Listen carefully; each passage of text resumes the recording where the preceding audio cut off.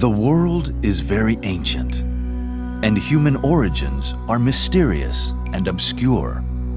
We try to decipher our past based upon the multiple layers of civilizations whose ruins lay strewn across the planet like pieces of an archaic jigsaw puzzle.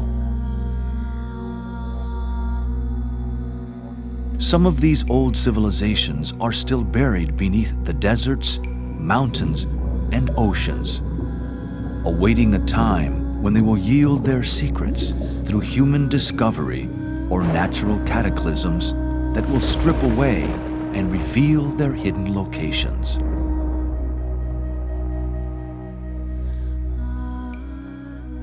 In the unique perspective on history that will be explored in this series, the case for a vaster chronological perspective of history will be investigated, based upon ancient sources hitherto unrecognized by the majority. With limited tools at the disposal of modern sciences, history has been abbreviated into a narrow band that does not sufficiently explain the vast time periods needed to evolve the human form and human consciousness. Deep in our racial memory or collective consciousness lurks the legends and myths of lands and continents that once existed, such as Lemuria and Atlantis. Fabulous stories abound of advanced cultures with their arts and technologies that have risen to great heights and then fallen back into the dust of history once again.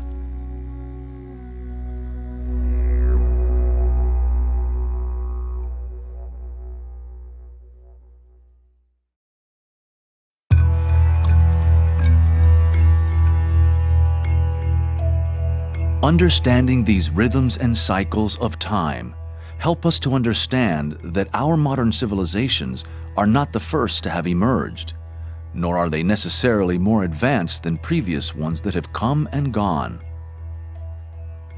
This new approach to history challenges the way we think about the past based upon our cultural, religious, and educational conditioning. These structures have helped humanity thus far understand the world, but which in today's rapid acceleration of planetary consciousness are very limited and starting to break down. They are overdue for transformation into a broader, more inclusive vision. The possibility of discovering and understanding the origin of the human soul and its divine pedigree is imminent in our time. We stand before a doorway leading to planetary illumination upon the greatest mysteries of life, the hidden history of humanity.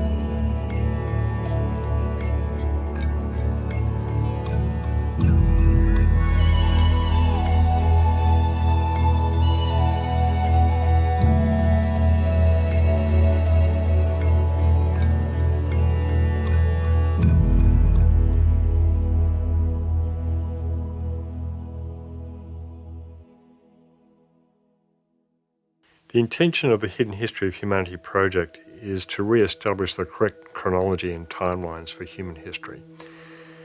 That's part of it. The other part of it is that humanity is disempowered in not knowing its true origins or indeed the chronology. So to establish the correct chronology and the understanding of the root races, how humanity came into being, and how the evolution of consciousness proceeded from there, is going to empower humanity with knowing the truth. Humanity is having the truth hidden from it at this point in time, but it is actually emerging. We have light emerging, we have truth emerging, and this is happening exoterically in parallel with this esoteric emergence of the ageless wisdom teachings.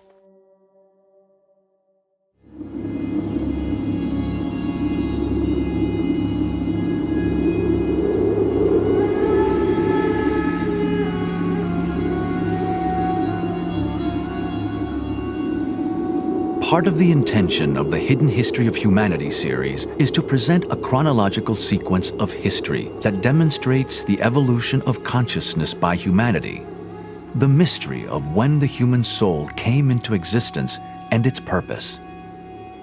This first series will establish a broad structure of understanding for the future series that will elaborate further. Evolution will be traced from before the human race appeared through the stages of the Lemurian, Atlantean, and current root races. It will finish with contemporary humanity that is now transitioning into the sixth root race. It will discuss the evolution that will unfold in the future, always in the context of what has transpired. It has been said that unless we understand our history, then we are condemned to repeat the mistakes of the past. On the scientific side, several key areas will be explored in this history of the root races, such as geology, geography, astronomy, archaeology, and anthropology. From the religious angle, some of the most ancient works will be referenced: the Hindu, Jewish, Persian, Islamic, Buddhist, Gnostic, Celtic, and Christian traditions.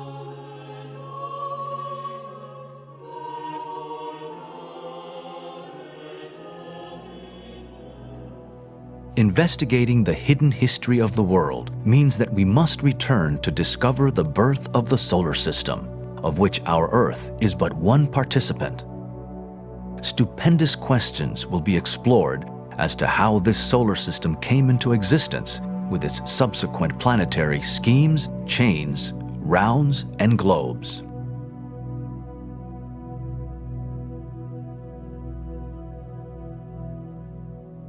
Modern science insists upon the doctrine of evolution. So does human reason and the secret doctrine. The idea is corroborated in ancient legends and myths, and even by the Bible when it is interpreted esoterically. We see a bud slowly developing from a seed and a flower from the bud. But what of the seed with its predetermined program of physical transformation? What about the invisible, therefore spiritual forces which gradually develop its form, color, and perfume?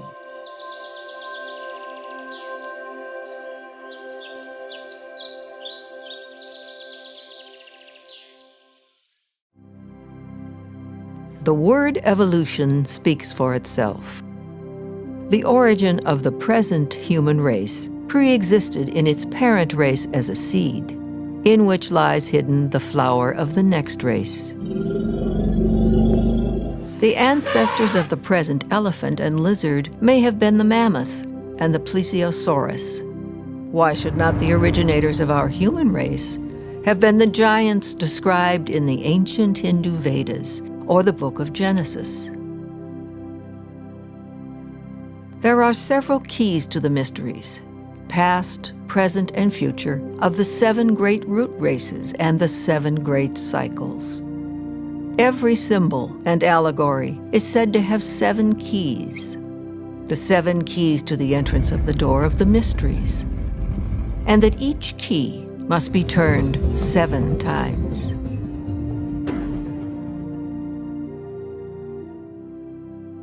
Well, the ageless wisdom has been called the perennial philosophy as well. It's ageless because it's timeless. It's the same verities and truths that exist throughout all time. And the ageless wisdom teachings come to us in many forms, through mythology, through various amanuenses who have been transmitters of the teachings from the hierarchy of the masters of wisdom, through the ancient Vedas, of course, through the spiritual traditions that exist universally. These various frequencies of the ageless wisdom teachings are available for people to plug into at whatever level of understanding that they have reached thus far in their soul evolution. There are several other keys to this study that include psychology, physiology, metaphysics, astrology, and sacred geometry. The synthesis of even a few of these keys will shed light upon the evolution of consciousness in the human kingdom, the purpose of the human soul, and its existence.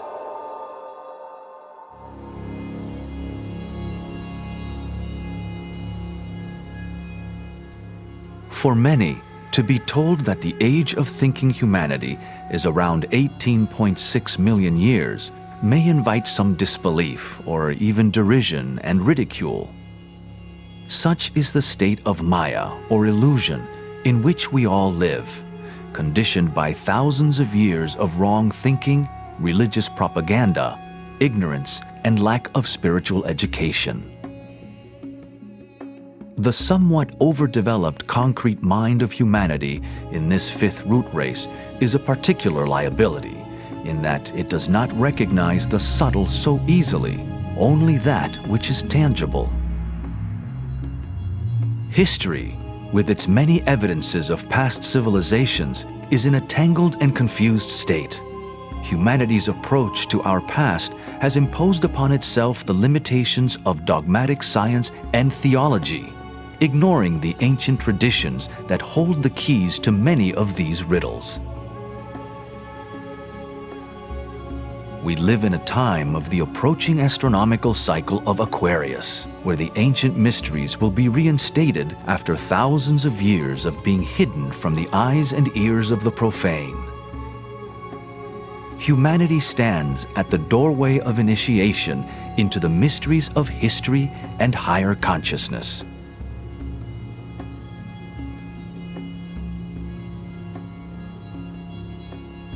There are many isolated strands in history that can be drawn together. There are many facts that can be collated, especially those corroborated by direct as well as inferential evidence found in ancient literature and history. This is one of the fundamental purposes of the Hidden History of Humanity Project's books and video series. Much of this ancient literature is contained within the Hindu Puranas, the Upanishads, the Rig Veda, the Mahabharata, and the Ramayana. This is logical, for the Hindu tradition is the oldest of our current races. In the Puranas, the meaning and chronological order is very clear. We can count generations of the Manus and their series of incarnations as heroes in the old stories. The Manu sets the tone and type of any given race in terms of its evolutionary goal. The ancient book of Manu gives a complete narrative of creation with a chronology of the divine ages of the heroes through to the appearance of man on earth.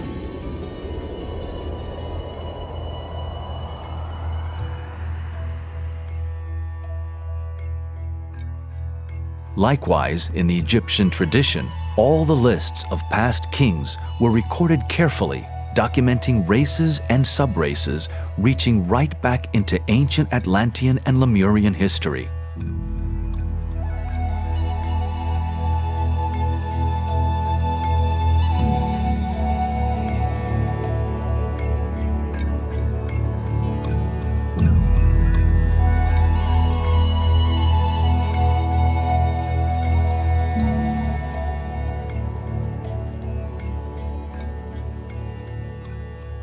The most recent references to our current fifth root race also come to us from the Old Testament, where the history of all the human races is contained in the first 6 chapters of Genesis.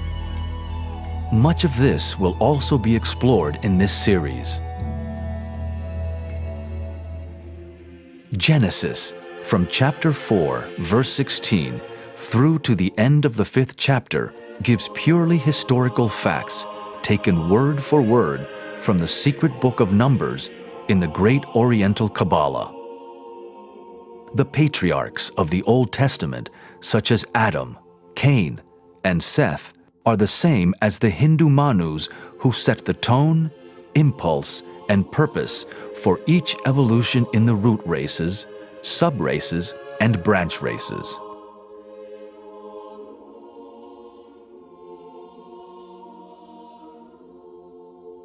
The Book of Revelation chapter 17, verse 10, has preserved a tradition that speaks of the 7 races, where there are 7 kings, 5 of whom have fallen, 1 is, and the other is not yet come.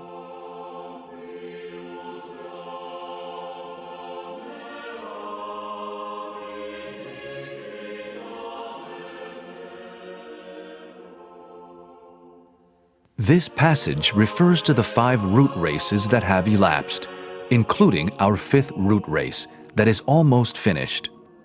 That which is not yet come refers to the coming 6th and 7th root races.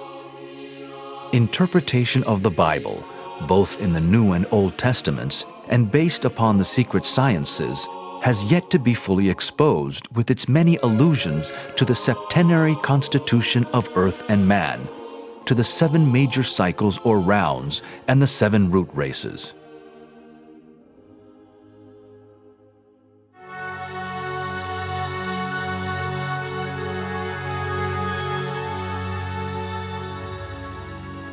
The ancient Greek tradition was also a repository of the ageless wisdom, encoded throughout its wonderful and deeply evocative mythology. The Greek allegories give to Atlas 7 daughters, representing the 7 subraces of Atlantis. These daughters are the mothers of famous heroes, the founders of many nations and cities. Astronomically, Atlas's daughters are the 7 Pleiades. The 2 are connected with nations whose destinies are shaped by the past events of their early lives according to universal karmic law. In the Greek tradition, the root races are divided into the Golden, Silver, Bronze, and Iron Ages, and have an identical correspondence to the Hindu Yuga cycles, such as the Kali and Satya Yugas. The 3 one-eyed giants of Greek mythology are a reference to the last subraces of the Lemurian root race. Hence, we can see the sources of the ageless wisdom or perennial philosophy that lay hid in universal mythology and religion. The same or similar stories are told in all cultures, indicating the consistency and veracity of these ancient stories within the collective consciousness of humanity. Mythology is one of the great keys to studying the mysteries, because the mysteries are encoded in mythology, in Greek mythology, in Scandinavian mythology, in mythology of all traditions. Like music, mythology is one of the great universal languages that we can understand and which anyone can tap into quite easily for understanding the archetypes of the gods that are described in the various stories. In mythology, we have the stories of all the planets and their relationship to one another, personified by the planetary gods. We have Zeus, Jupiter, and Mars, and Venus, and Mercury. They all have these various stories which describe their interrelationship with one another. The ancient wisdom teachings are encoded in all mythologies, East and West.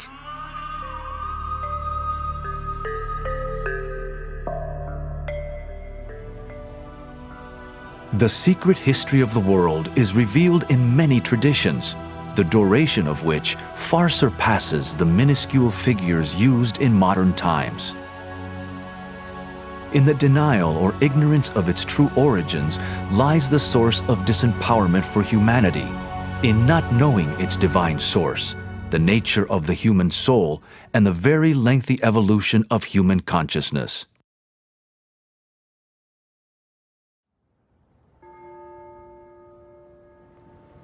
Who today really reflects about our true history and ancient past, preoccupied as we are in a busy world trying to survive? Most people accept the culturally conditioned views of the Western Bible and/or modern science, both of which do not, on the average, offer more than 5,000 to 10,000 years for the origin of human civilization. However, this is changing in some fields of science, going back into hundreds of thousands or millions of years in some cases. In our current fifth root race, resonant with 5, the number of mind, there has been achieved a perfection, refinement, and quintessential expression of the concrete mind. Although this has brought many benefits in science and technology, its shadow expression via the critical mind tends to be separative at the expense of the love principle.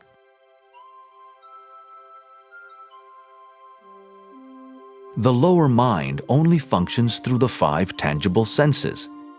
In the coming Aquarian cycle, the secret sciences will blend more fully with mainstream science.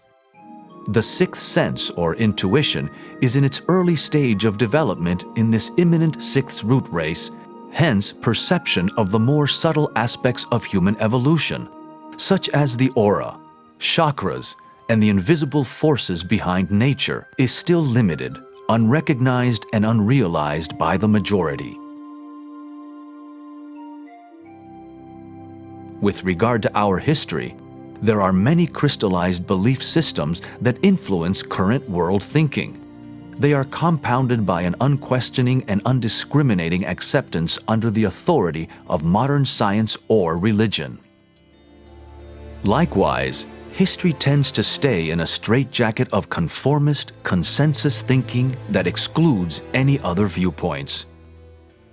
This is changing, however, almost imperceptibly, as inquirers from many disciplines are questioning existing viewpoints of the status quo. They are uncovering more and more evidence that will continually transform current thinking. This Hidden History of Humanity project series is part of this incoming wave, expanding our worldview, pushing us ever forward in our evolution.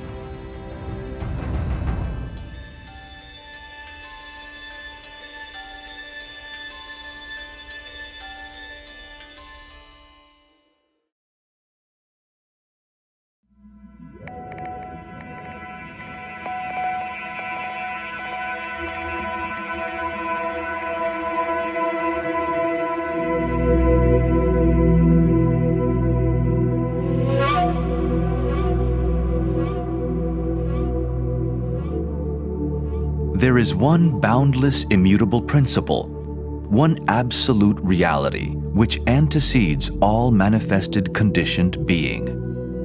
It is beyond the range and reach of any human thought or expression.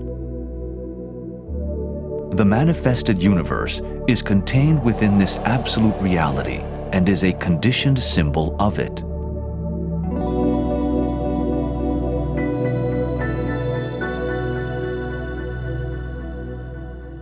Our planet and the whole cosmic scheme, with its suns, constellations, galaxies, and attendant planets, are part of one great cosmic plan whereby ever-increasing expansion of consciousness occurs.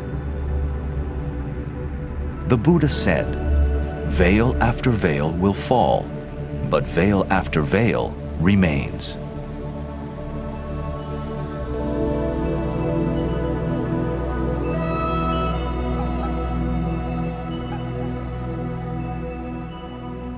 The cosmos is ever expanding. Speculation on the intelligences and hierarchical orders of worlds is evident in many traditions. One can only ponder on the rich diversity of life within this living cosmos. All of these factors inform us that we cannot possibly be the only form of creative intelligence in this vast panorama of worlds. And humanity is coming to this gradual realization and imminent revelation in fact.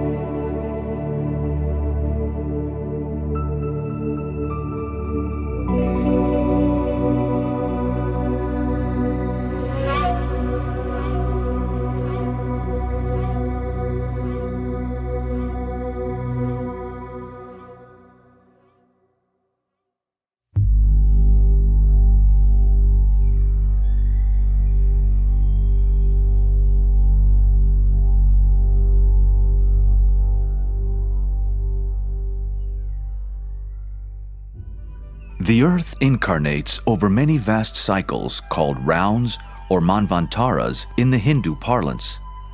These cycles pour through the various so-called globes, chains, and schemes of Earth evolution.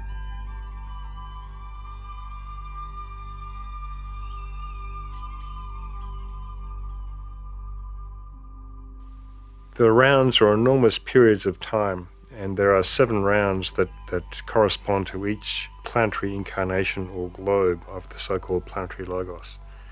And we are currently in the 4th round of 7 rounds at the moment. And this has brought about an elapsed time of around about 1.93 billion years. We are halfway through this globe period.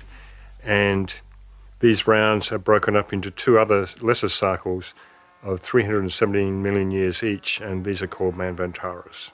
Manvantara, though, can be a generic name applied to any cycle. It literally means between 2 manus, and the manu is the being who sets the archetype for any particular race. So these 7 rounds are opportunities for the incarnating monads of the planet to gain experience by incarnating upon these streams of energy, which we call rounds, and subsequently find their incarnation into the various root races, sub-races, and branch races. In this diagram of the Earth scheme are 7 large circles called chains. Within each of these large circles are 7 smaller circles called globes. The planets are called schemes because behind the visible outer planet are a series of worlds in more subtle matter called globes and chains. A planetary scheme holds within it the microcosm of the entire solar system. Our planetary logos, which is the ensouling entity of our physical Earth, undergoes many incarnations, which are called globe periods.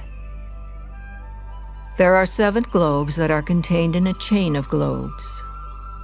These 7 chains in a scheme make a total of 7 times 7 equal 49 globes. They represent past and future incarnations of the life we call a planetary logos, or God, upon our planet. Note that the current incarnation of the Earth is chain number 4, the central chain of the 7 chains.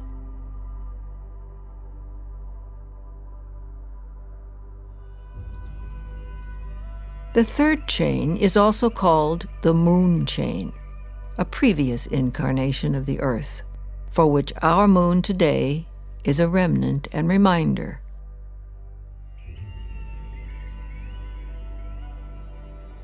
So the rounds and globes and chains refer to the greater picture of evolution.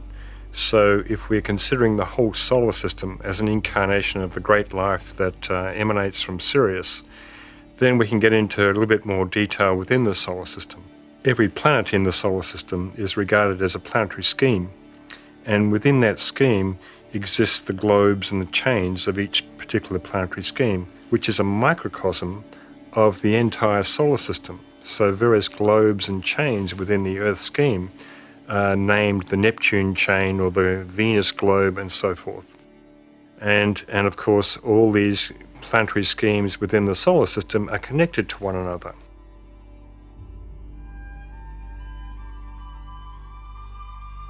In time and space today, our Earth scheme is currently in the 4th globe of the 4th chain, about halfway through its evolution.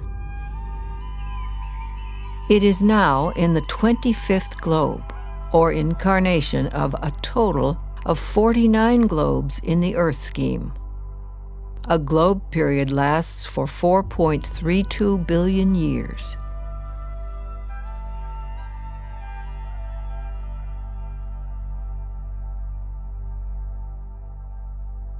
The solar system as a whole is said to be at the middle point of its evolution, but on a much larger scale of some 155 trillion years.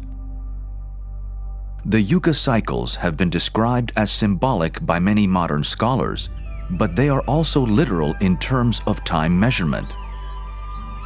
These are stupendous time scales, yet if one seriously studies and reflects upon the ancient Hindu yugas, it will be found that they have an innate beauty and truth that transcends our modern measurements of time. The law of periodicity is basically the science of cycles. So periodically, these cycles recur over periods of time, they repeat, but they repeat on different turns of the evolutionary spiral. So we have cycles of the rays, we have cycles of the planets, and we of course have cycles of the zodiac. We have the precession cycle of the zodiac every 25,920 years. So we have many, many wheels within wheels to study in the science of cycles, and it can get very confusing. The Yuga cycles of the Hindu tradition are based upon the precession cycle of the sun going through the zodiac. So we have a 2,160 years cycle of the sun precessing through Aquarius, through Pisces, and so forth. And if we multiply the 2,160 years cycle by 2, we get 4,320, which Blavatsky tells us is a magical cipher that we can use to calculate some of these cycles called the yugas.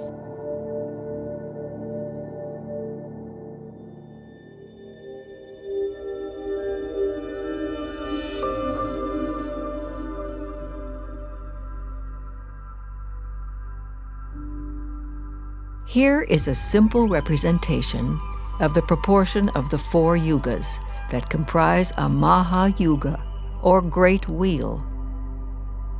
The lesser yugas, or wheels, are the wheels within wheels. The yugas above describe the 4 yugas of this current 5th root race that started almost 4 million years ago, starting with the Satya Yuga and moving clockwise through the lesser yugas to finish at the Kali Yuga that started around 3000 BC.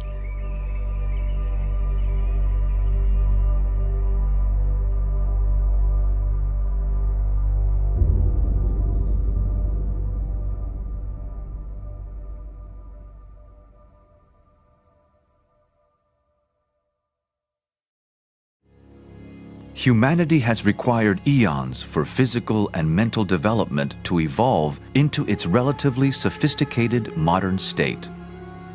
What do you think? Have you ever wondered just how long it has taken human evolution to unfold?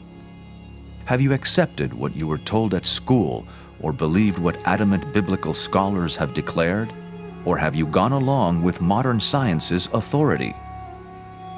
How can we consider a longer time frame for history which ultimately conceals the greatest puzzles of existence and the mystery of the human soul?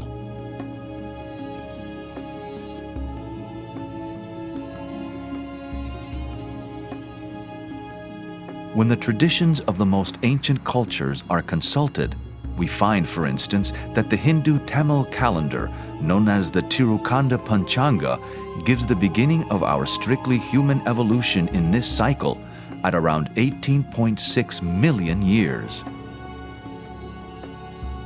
These cycles also go back into trillions of years, and the Mayans have documented them in the billions. Are these figures fanciful, symbolic, or factual and literal? Although there are paradoxes about certain timescales between ancient sources and modern science, there is agreement about some of the really big cycles. For instance, noted scientist, the late Carl Sagan, said, "The Hindu religion is the only one of the world's great faiths dedicated to the idea that the cosmos itself undergoes an immense, indeed an infinite, number of deaths and rebirths. It is the only religion in which time scales correspond to those of modern scientific cosmology. Its cycles run from our ordinary day and night to a day and night of Brahma, 8.64 billion years long, longer than the age of the Earth or the Sun.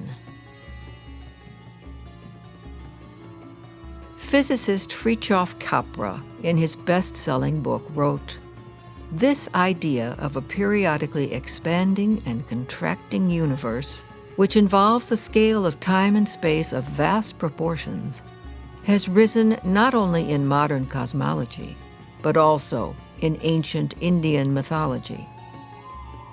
Experiencing the universe as an organic and rhythmically moving cosmos, the Hindus were able to develop evolutionary cosmologies which come very close to our modern scientific models."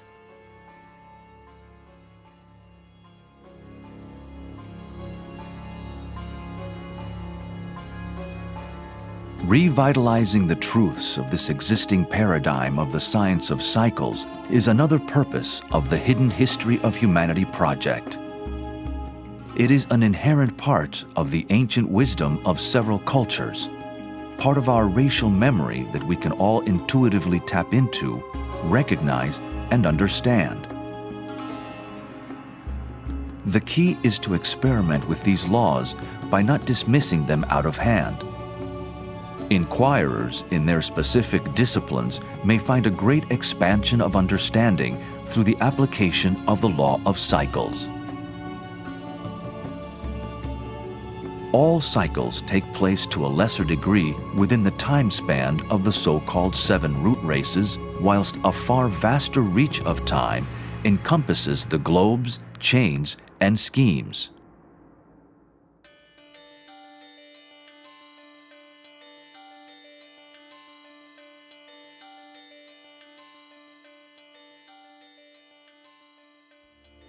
Humanity is somewhat disempowered in not understanding its past, which is the origin and purpose of the human soul. Also, there has not been a fixed time from which to reckon, by which to measure history. And saddled with the shortened chronology that is supposed to explain the entire unfoldment of the human race, a distorted reality has been created. The spiritual path is one of forever peeling back layers of illusion, and the mystery of human evolution is one of the greatest secrets yet to be fully revealed.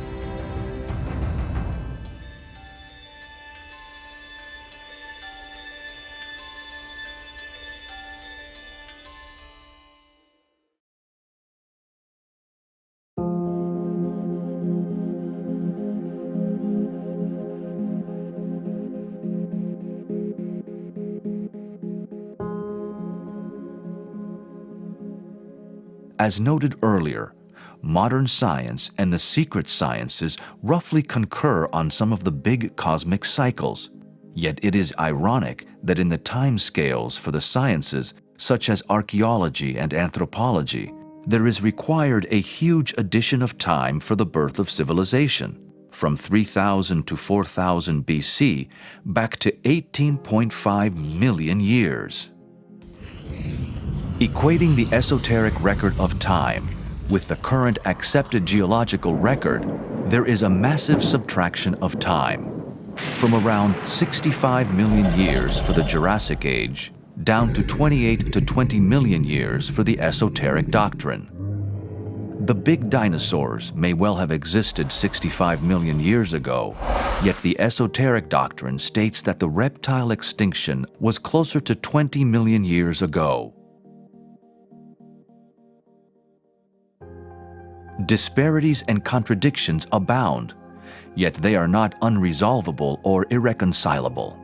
Consider that around 500 years ago, it was thought that the sun orbited the Earth and that the Earth was flat. Now, that illusion has been stripped away and transcended thanks to the astronomer Copernicus. Yet despite all the amazing scientific advances since then, accompanied by expansions of human consciousness with regard to Earth's true history, in some ways we still live in relatively medieval times. Now, humanity's next phase of penetrating the veil of Maya is to understand just exactly how old it is.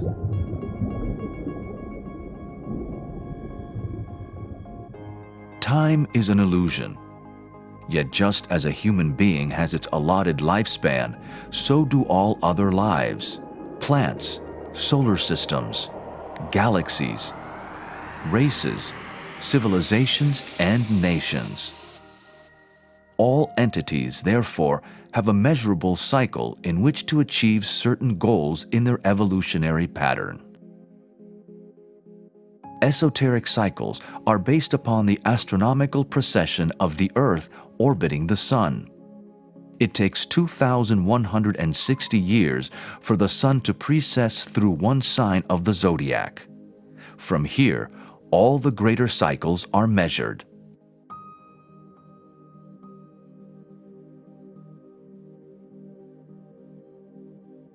In this simple table, the chronology of science is on the right-hand side, whilst the chronology of the secret sciences is on the left.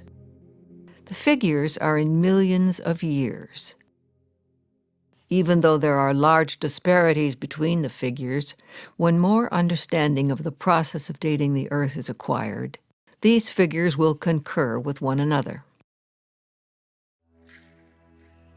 In this table, we can see that the astronomical precession cycle of 2,160 years is the basis for all the greater cycles, of how 12 of these cycles create a great year of 25,920 years, of how multiples of the 4,320 cycle create the figures of the Hindu yugas. And then as we move down the table, we can see how these yugas mathematically compose the Mahayugas and the Manvantaras, or rounds. Eventually, a day of Brahma is reached, delineating the time for an entire globe period, or one incarnation.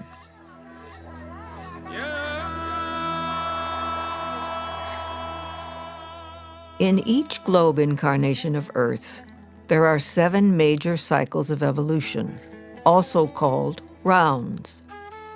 The rounds are composed of 2 cycles each, called Manvantaras, that total 14 in all. The rounds are cycles wherein the life wave of human spirits incarnate through a planetary scheme and its chains and globes. This human life wave experiences life in all kingdoms, starting with the mineral, vegetable, animal, human, and finally the kingdom of souls.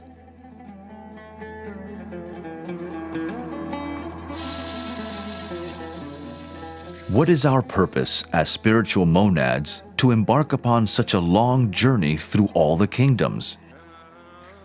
Part of the answer to this mystery is to evolve and grow, and to bring evolution upon Earth to perfection, eventually to the status of a so-called sacred planet. This has ramifications for the greater life of the solar system and its own evolution as a whole. We can see, therefore, the inseparability of ourselves from the great Creator and all kingdoms in nature, for they are all modes of expression for this great being to redeem, purify, and transform into higher consciousness, thereby eventually joining a greater evolution with the other planets in the solar system.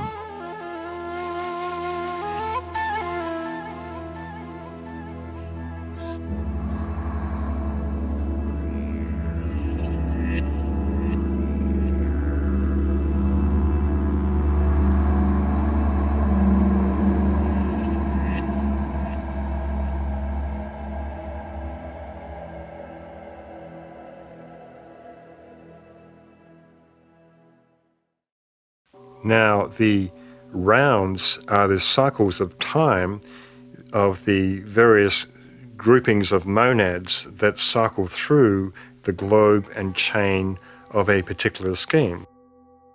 The rounds extend for a period of 617 million years, and they are composed of two manvantaras, which are 308 odd million years each. And so there is a certain in-breathing and out-breathing of these manvantaras, or cycles of time. In each of the great cycles we call rounds, there are 7 root races. Combined with the 7 rounds, this makes a total of 7 times 7, or 49 root races in a globe period. As above, so below.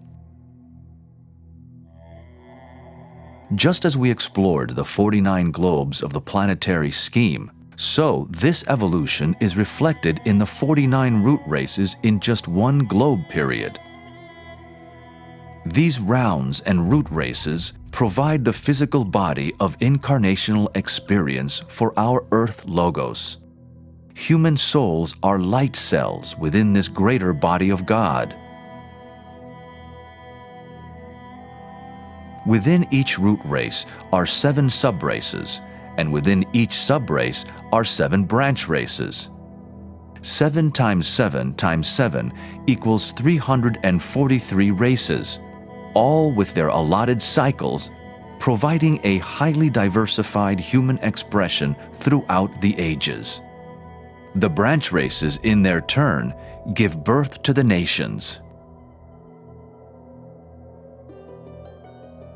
A root race is a planned unfoldment of consciousness, where a certain archetype is created by the so-called Manu of the races, and various civilizations unfold within that particular time period of a root race, which of course encapsulates 7 sub-races and 7 branch races within each sub-race, giving many, many different incarnations and possibilities of civilizations, and of course all the soul groupings, the 7 ray soul groupings, who incarnate through those particular branch races and sub-races and root races to gain experience, and of course all aim towards enlightenment and liberation ultimately.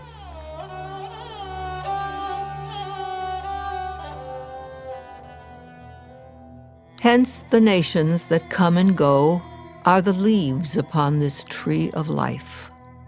They have their autumns and springs and constitute the shortest cycles of a few thousand years.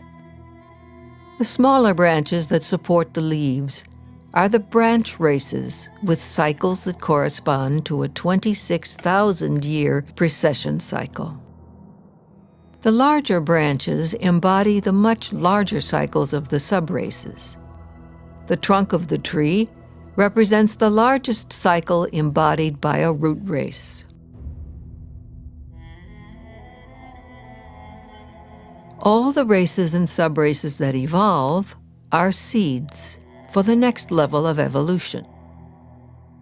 All races and subraces have a long overlap, so whilst one race is unfolding, it will give birth to another distinct race that will unfold on a partially parallel timeline. Although this is a 2-dimensional diagram, we can think of time and evolution as spiralic.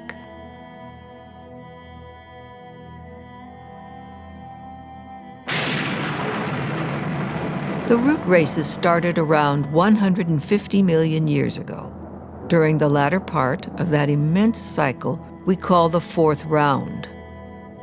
The first 2.5 human races were in the subtle or etheric realm, and gradually evolved into a physical form with skin and bones in the middle of the 3rd root race of Lemuria. Human bodies were enormous in those times, but through development of the mental principle, became smaller and more refined.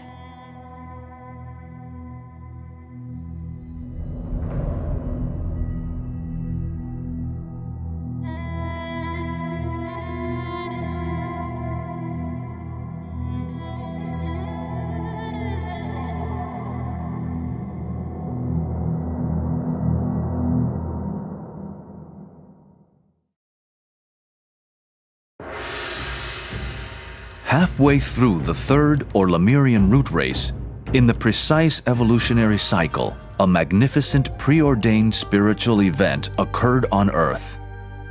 It was the coming of the Lords of Flame, who imparted the spark of mind to humanity.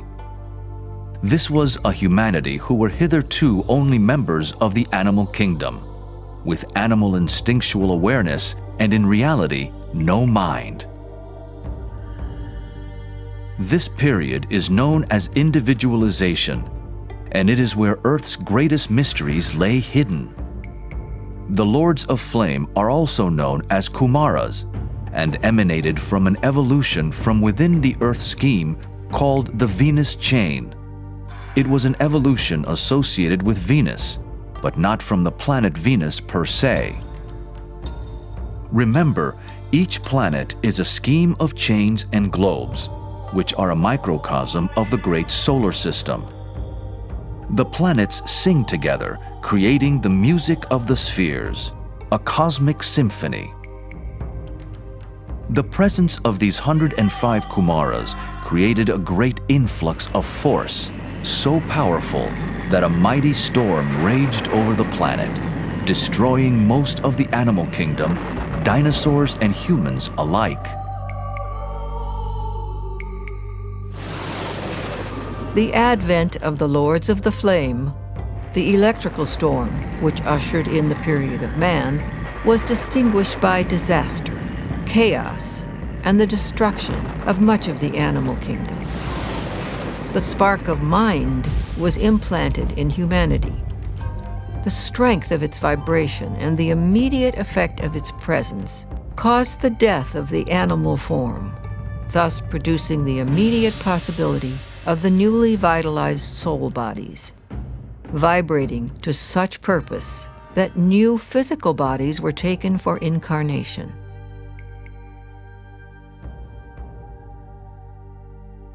This individualization period occurred in the third branch race of the third subrace of the third root race, Lemuria, expressed as 333. The number 3 relates to the Universal Mother who births all forms. The individualization process started 21.6 million years ago, the chronology of the secret sciences that pinpoints the death of the dinosaurs. After a few million years, the individualization process for various groupings of humans culminated 18.6 million years ago, with the final registering of this spark of mind. Consciousness was not instantaneously received, like turning on a light switch. Groups of souls needed special attention by the guides of the race in this 3 million year period to fan their spark into a flame.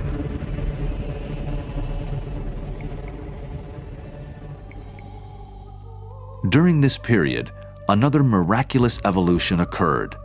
The future humans, who were hitherto members of the animal kingdom with only instinctual consciousness, were hermaphrodite also. In other words, they reproduced themselves without the aid of any mate. Thus, hermaphrodite humanity gradually transformed into a two-sexed species over this 3 million year period. By the time the process was completed, it corresponded to the completion of the individualization period 18.6 million years ago in the 5th subrace of Lemuria. Male and female then started to reproduce the way humans do today. Adam and Eve in the garden represented this separation of the sexes, whilst the eating of the apple was the gaining of consciousness. This biblical story will be covered in greater detail in this series. If we study the individualization period, we can find most of the mysteries of humanity are encoded around this time. The period of individualization represented the awakening of humanity, who were previously part of the animal kingdom, unawakened pretty much with animal consciousness at that time. It occurred back in Lemurian times, halfway through the Lemurian root race, and it was kick-started or triggered by the so-called Lords of Flame, who came from an evolution within the Earth scheme. This evolution within the Earth scheme is associated with Venus, but it was not Venus per se. The presence of these beings, these Kumaras or Lords of Flame, created an electrical field around the planet that ended up destroying most of the animal kingdom at that time. And this was probably the true period of the death of the dinosaurs. It was the death of the human forms at that time who were part of the animal kingdom, but they reincarnated after this period with causal bodies or souls. The spark of mind was born. This occurred around about 21.5 million years ago, but it took about 3 million years to fan the spark of mind into a greater flame, so to speak. And over this 3 million year period, humanity became individualized in various ray groupings around the planet. So animal man at the time went from instinctual consciousness to individual self-consciousness. They became self-aware. And this particular period is delineated in Genesis, in the Bible, where Adam and Eve knew each other. This was the time of individualization, sort of more or less mythologically expressed.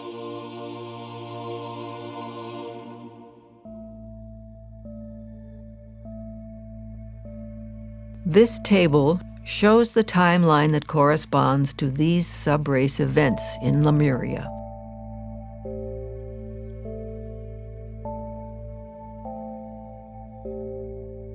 Gradually, all the Lords of Flame, their work completed, returned to the Venusian evolution within the Earth scheme.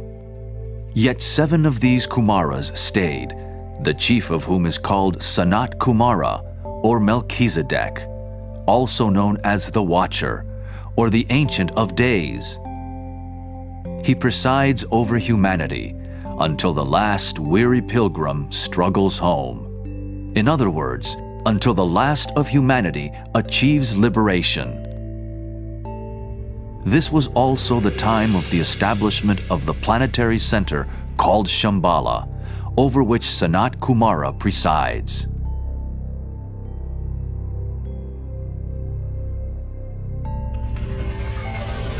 The following table shows that Shambhala's establishment coincided with human individualization. The being whose body is our planet utilizes the human races for expression. Here again, we see our inseparability from deity, and that our evolution contributes to the greater evolution, and vice versa. In the table, we can see these chronological correspondences with the subraces and root races.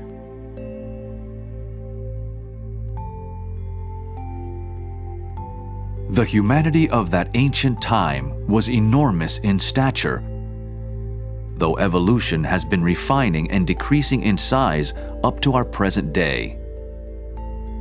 Even over 4 million years ago, when the final destruction of Lemuria occurred, just before the first Atlantean destruction, there were still very large giants. Indeed, the statues of Easter Island that are about 30 feet or 10 meters high are representative of the height of the giants of that time.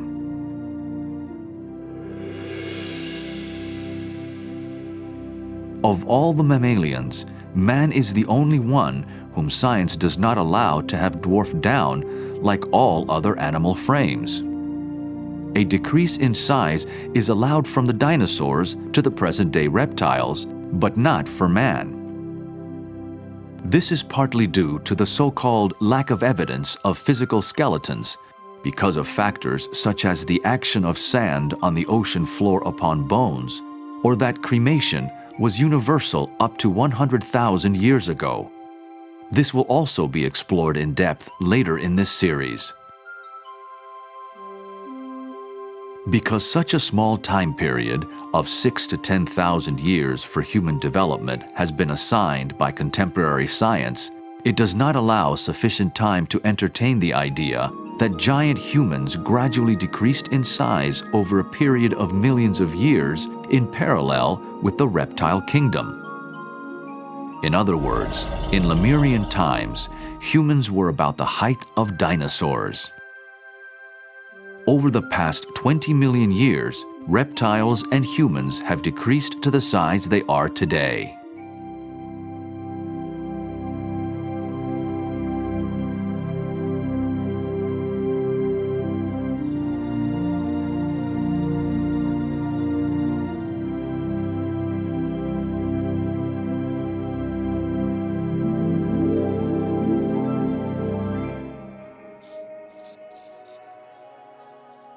So the Hidden History of Humanity project seeks to document and visit many sites around the world where these relics and artifacts remain of ancient civilizations, such as Tiahuanaco in South America, Cuzco in Peru, Easter Island, the ancient ruins of Greece, and many ruins around the Mediterranean. Their extent across the whole planet. In fact, this architecture is called Cyclopean pentagonal architecture, which are odd-sized blocks, but quite often with 5 sides, fitting perfectly into one another and creating earthquake-proof walls and buildings. And so we have many instances of ruins extant around the world that have this kind of architecture. For instance, in Mycenae in Greece, we have these marvelous ruins that look like they've been built by giants. And in fact, part of the Hidden History of Humanity project looks at the evolution of the human form from giants down to the size that we are today. And in fact, these giants built, in fact, we were talking about Cyclopean architecture, we're talking about the Cyclops, the legendary giants with the one eye. And these giants did exist back in Lemurian times and actually physically manhandled these enormous blocks that weighed many tons into position.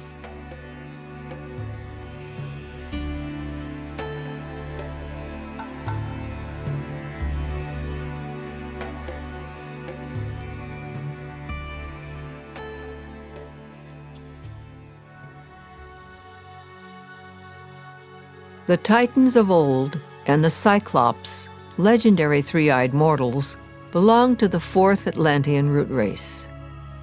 All their subsequent legends and allegories are found in the Hindu Puranas, the Greek myths, and Homer, based upon hazy reminiscences of real Titans, men of superhuman, tremendous physical power, which enabled them to defend themselves and hold at bay gigantic monsters of the geological Mesozoic and early Cenozoic times.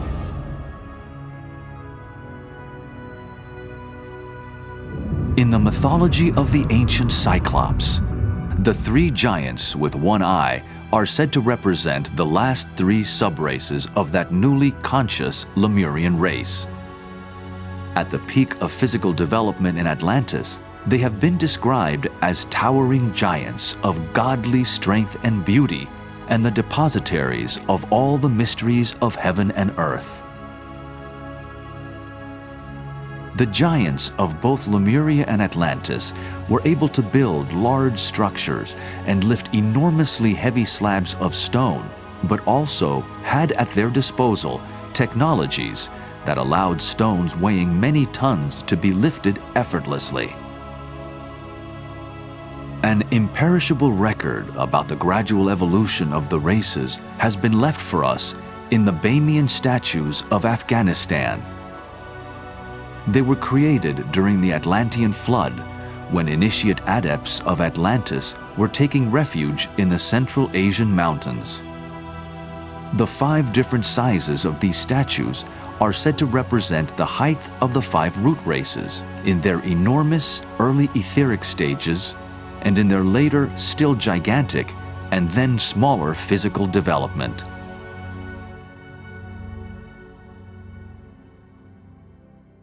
The civilizations in Lemuria and Atlantis also had access to technologies based upon sound that was able to create a vacuum and lift these blocks effortlessly, these blocks that weighed many tons, or to transport them from many miles away to their particular sites, such as Stonehenge is a good example of this.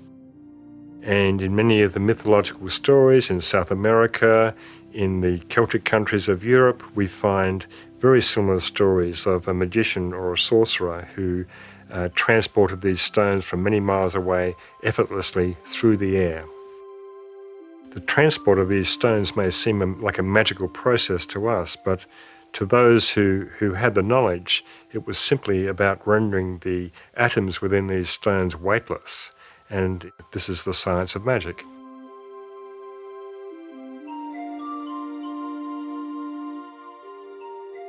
It's important for humanity to understand their true origins because we really don't know. Most people do not think about history. They have a vague sort of idea that we came from somewhere, came from apes usually. This is what is taught in high school. And we evolved from apes somehow into human beings.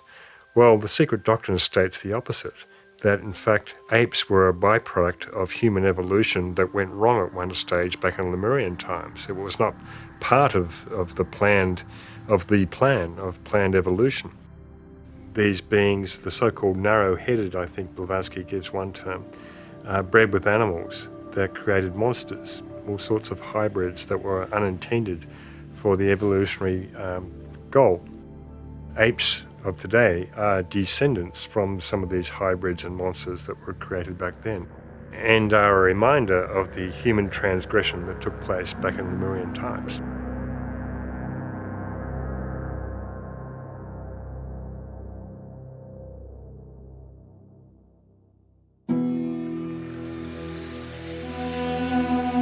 According to occult doctrine, humans bred with animals in Lemuria, creating an unnatural and unplanned linking.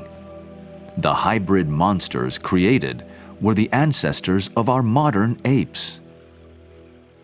At individualization, certain groups of souls refused to incarnate because they regarded the bodies at their disposal as too coarse. They were ultimately responsible for the groups of humans that caused this evolutionary anomaly, the so-called sin of the mindless. The modern-day orangutan is a peculiarly human reminder of that ancient transgression, and today these apes are getting much publicity because their habitats are being destroyed in Indonesia through rainforest logging. When the unplanned inbreeding occurred with animals, the celestial guides immediately struck some groups with sterility in order to halt that which was not in the program of the divine plan.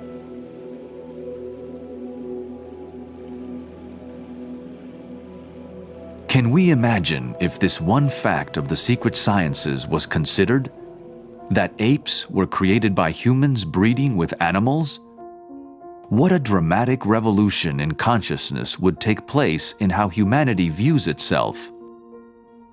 Currently, in educational institutions, a 5,000 to 10,000 year history of the human race is taught, and that it evolved from apes.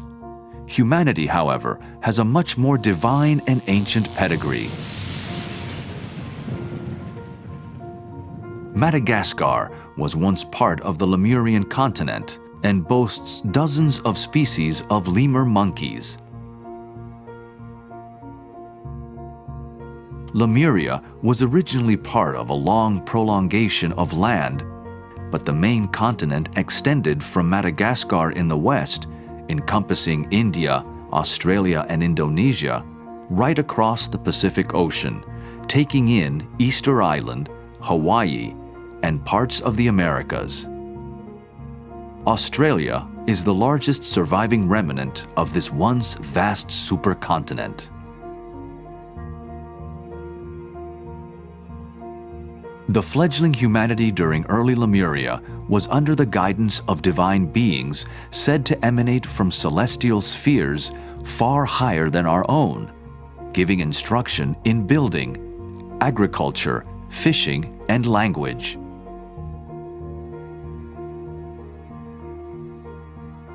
These divine beings are the source of modern speculations that Earth has had many visits from ancient aliens. These same speculations tend to attribute everything to them, which is not necessarily the case.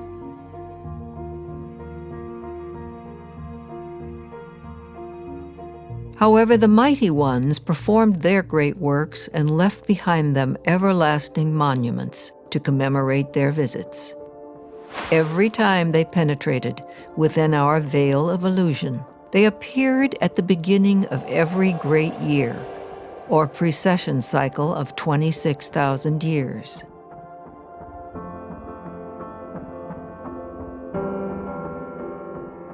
In ancient Chaldea, these beings were called the Kabiri, or Kabarim, meaning the measure of the heavens. In order to prepare suitable candidates for initiation, it was decided about 17 million years ago to build an organization and a headquarters for the mysteries.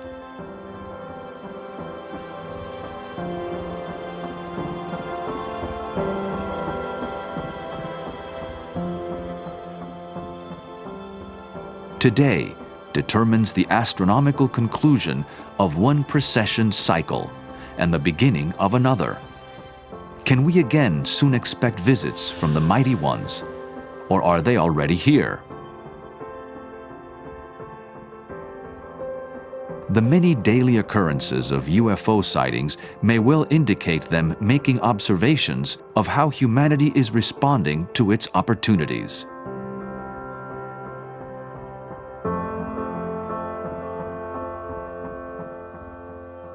There is no doubt that advanced beings have always assisted humanity. From the first Kumaras of ancient Lemurian times, who taught building and agriculture, to the Kabiri, who have visited every 26,000 years to seed another impulse for the next cycle. Yet Earth evolution has seen the perfection of many of its own who have chosen to remain behind and guide humanity. The masters of the wisdom and the adepts of Shambhala have possession of the secret knowledge that lays behind the ancient lost technologies such as pyramid building, lasers, and anti-gravity flying craft.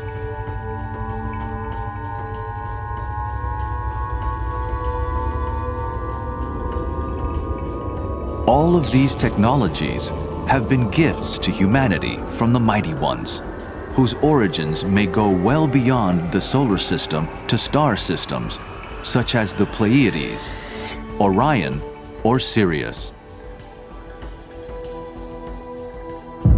Yet because of abuses of those gifts, these God-given things have been taken back, as a parent takes matches away from a child.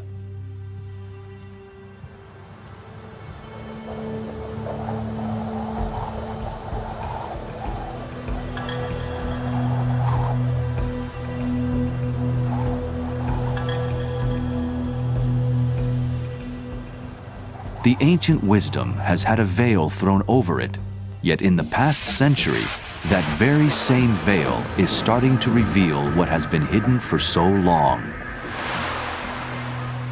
The revitalization of the ancient mystery teachings is extremely important at this time because it parallels the externalization of the hierarchy who have been behind the scenes watching over human evolution for the last 3 or 4 million years, and who of course are about to re-externalize again. So when the hierarchy re-externalize back amongst humanity, who will be walking amongst humanity, this has not happened for a long time.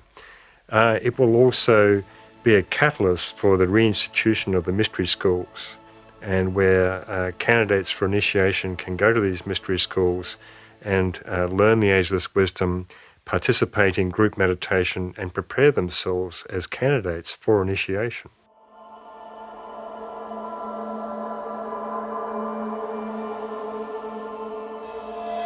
Unlike ancient times, when the human race was guided by mighty celestial beings, the guidance now comes mainly from the secret adepts, those who have run the full gamut of human existence and become perfected, whose spirits have triumphed over matter and who can bend matter to their will, who now serve humanity by watching over and guiding their progress, allowing as much as possible for human free will to determine its own destiny.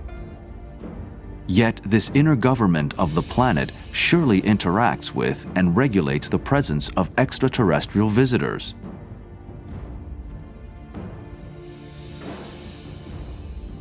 In our current fifth root race, there is an accent upon the perfection of the lower mind, somewhat to the exclusion of the more subtle senses of the intuition and the inner wisdom.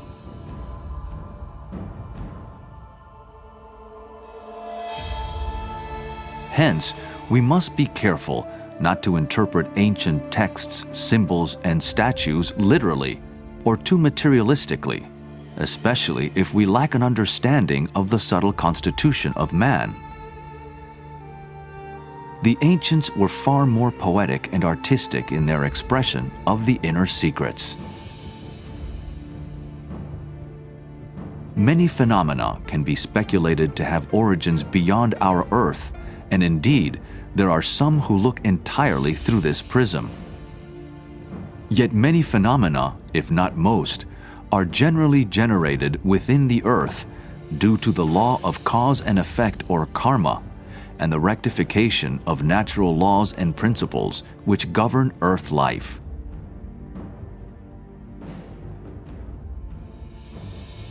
In the days of Lemuria and Atlantis, humanity had not developed these marvelous technologies with their own minds. Today, however, we are just starting to recover some of those lost gifts through our own mental development that has evolved since those times. The mighty ones must surely be watching on with interest and readiness in case we look like destroying our planet through repeating past abuses.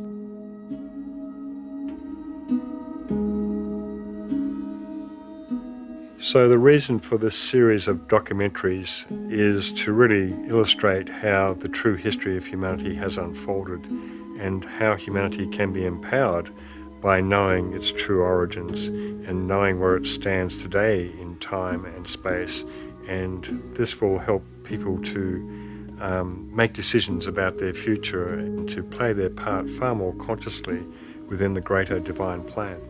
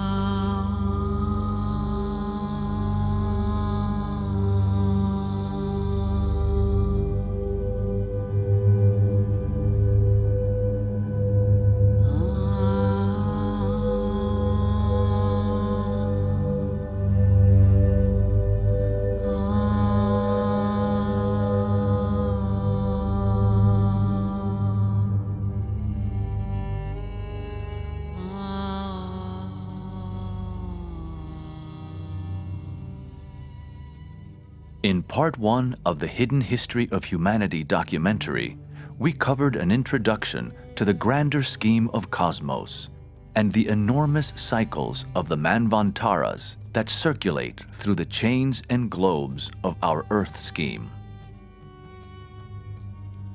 This involved the consideration of the Hindu yugas and astronomical precession cycles, plus the cyclical nature of time, all inextricably linked with the unfoldment of the root races, sub-races, and nations, in short, the history of civilization. We examined the idea of human individualization in ancient Lemuria and the implantation of the spark of mind that started the evolution of consciousness throughout the root races. This period of planetary history encompasses the profound mystery of the origin of the human soul.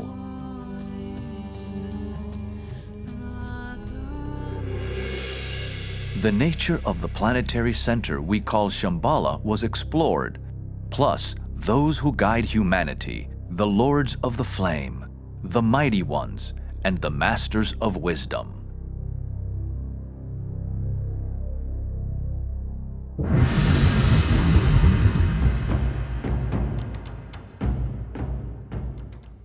In Part 2 of the Hidden History of Humanity documentary, we will review the original Shambhala as the Temple of Ibez, located in South America.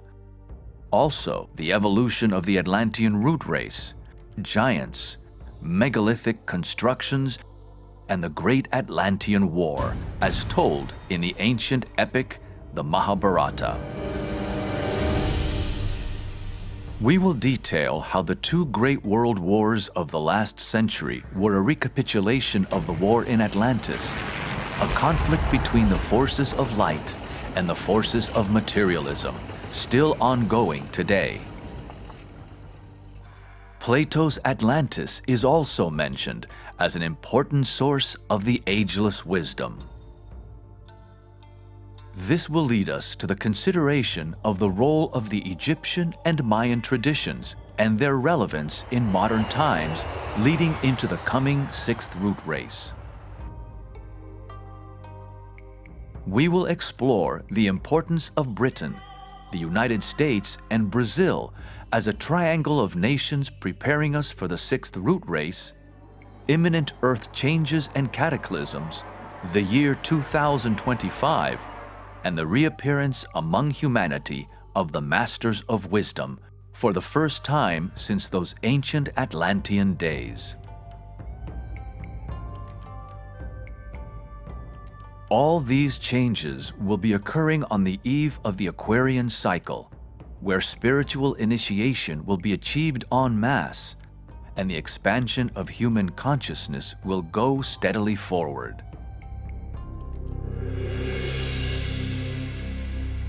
This period of awakening is upon a higher turn of the evolutionary spiral to humanity's individualization, which occurred in ancient Lemuria when the planetary center known as Shambhala was established.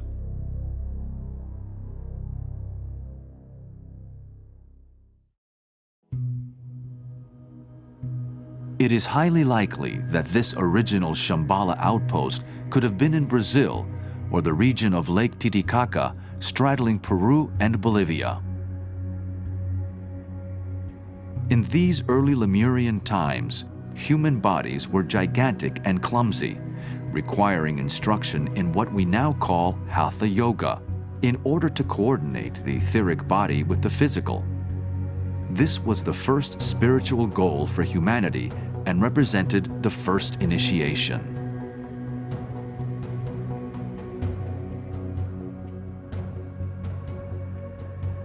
In order to prepare suitable candidates for initiation, it was decided about 17 million years ago to build an organization and a headquarters for the mysteries, and to have a band of adepts and celestial guides who would function in physical bodies to meet the need of the rapidly awakening humanity.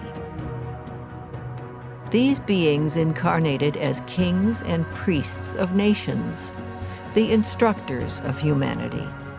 The Ibezan adepts had to deal with the humanity that was in its infancy, whose polarization was most unstable, and whose coordination was very imperfect.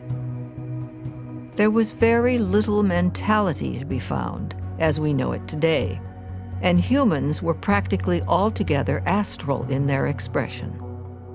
They functioned even more consciously on the astral plane than on the physical, and it was part of the work of the guides of the race, working under instruction from Shambhala, to develop the energy centers of humans, to stimulate the brain, and make them fully self-conscious on the physical plane.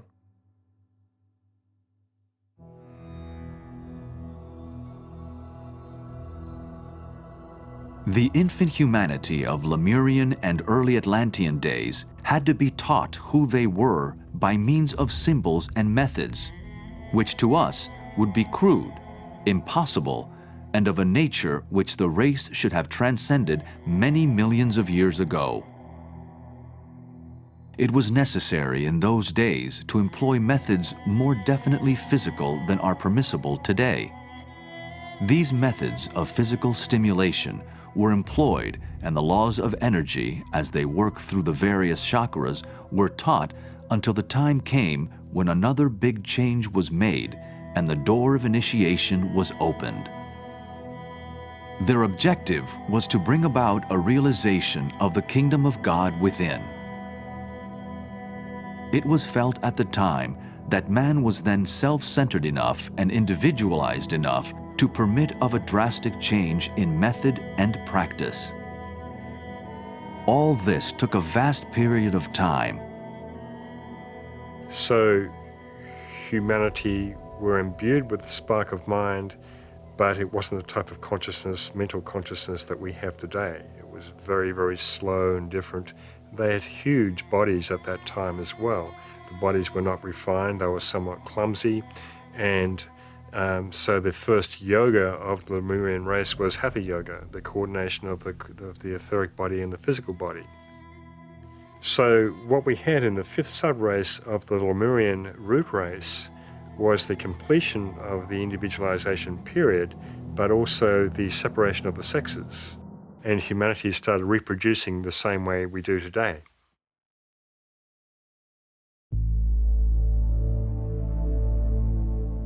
Almost immediately after individualization in Lemuria's fifth subrace, the Atlantean fourth root race came into existence and developed in parallel with the Lemurians for millions of years. It was in the Atlantean race that two-eyed sight evolved over a few million years, replacing the original all-seeing eye of the Lemurians. There were three-eyed beings in that interim period that also had 4 arms. Gradually over the next few million years, as the Atlantean or fourth root race came into fuller expression in its first few sub-races, this all-seeing eye at the top of the head receded into the brain, where its remnant, the pineal gland, sits today. Two-eyed sight represented the development of mind, and in one sense, duality. From one perspective, the Lemurians were far more spiritual, whilst the Atlanteans were deeply immersed in matter. But it can be misleading to think this way. The ancient story of the fall is simply the fall into matter by human souls and not necessarily a fall from spiritual grace. The fall from grace was the refusal of a group of souls to incarnate, thus bearing responsibility for the so-called sin of the mindless referred to earlier. A long time later, after the separation of the sexes, humanity's spiritual vision became dim, and the third eye began to lose its power. The third eye was getting gradually petrified and soon disappeared.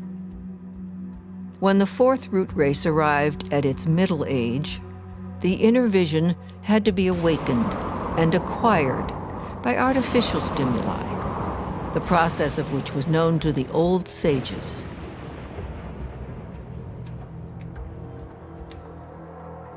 The science of initiation was introduced by Shambhala's masters and adepts in order to hasten evolution because our Earth scheme had fallen behind in the previous cycle of the moon chain, deemed a failure. Hence, Earth has 2 major groupings of souls today, those who individualized on the moon and Earth chains respectively. Moon chain souls are far more developed in their mental capacity and to a degree spiritually. However, there is now a rapid acceleration by their Earth chain counterparts in this current 5th root race, the race where the mental principle has reached its apotheosis. It is said that the respective difference between capital and labor and several other conflicts on this planet are expressions of the difference between moon chain and Earth chain souls. Essentially, there are 2 types of souls upon this planet. There are those who evolved in the moon chain evolution, who individualized in the moon chain evolution, and those who individualized in the Earth chain evolution in our civilization we call Lemuria. And the Earth chain evolution is a long way behind the moon chain evolution in terms of mental capacity that has been evolved, but they are rapidly catching up in this fifth root race, which is all about manas or mind. Yet still the moon chain souls are more advanced in many ways in terms of just their soul age, if you like. But it's getting to a point on the planet where there is a synthesis taking place between the earth chain and moon chain evolutions, and this too will take place in the age of Aquarius in the greater 25,000 year cycle, and to a degree in the lesser 2,160 year cycle.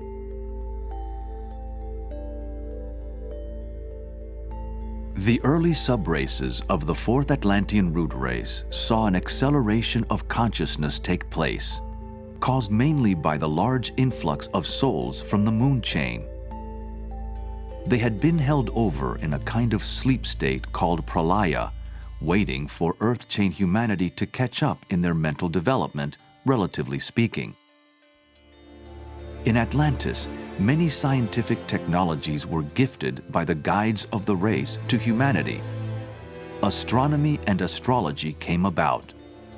The arts and sciences were developed. In the esoteric sciences, it is estimated that this period was around 10 million years ago. Other gifts were the artificial awakening of psychic perception within the race. Yet this was ultimately misused and abused, as was the developing mental principle.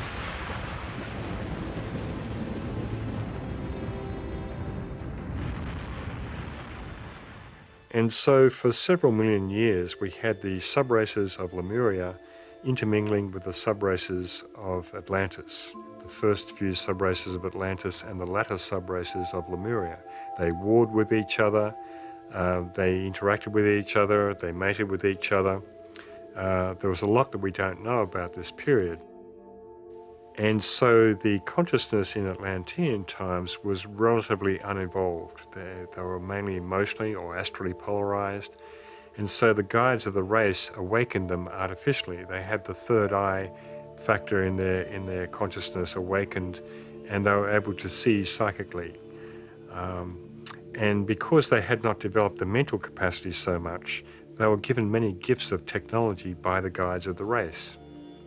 And yet many of these things, these powers that they were given, were abused, and this is why the guiding hierarchy of the time forced humanity to make a choice, because these abuses were getting so out of control. And one of the major abuses was the crime of theft, of desiring anything that others wanted and appropriating it for themselves. There was also sex magic, black magic of all kinds. The humanity of that time were far more emotionally polarized. They hadn't really developed the mental function so strongly, except for the initiates and disciples of that time. Of course, we're told that the Krishna and the Buddha were initiated in a particular ashram during Atlantean times, and they were the foremost, they were the cream of the crop, they were the foremost initiates of that time. This particular evolution of a certain percentage of disciples from the Atlantean time also forced this cleavage between light and matter, you see. And it represented, in terms of looking at the whole chain or globe period from the greater perspective, the deepest incarnation into matter for the planetary logos at that time. So it was a huge planetary crisis and a kind of initiation of sorts for the planetary logos. Toward the middle period of the Atlantean civilization, in the fourth branch race, fourth subrace of this fourth root race, or 444, about 4 million years ago, emerged a great crisis caused by the abuses of selfishness and materialism.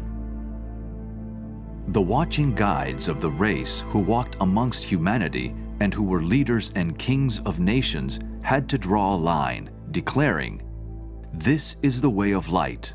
There is the way of darkness. Humanity, make your choice." This ultimatum precipitated the Atlantean conflict, as told in the Hindu epic, the Mahabharata. It represented the deepest point of incarnation into matter for our earth deity.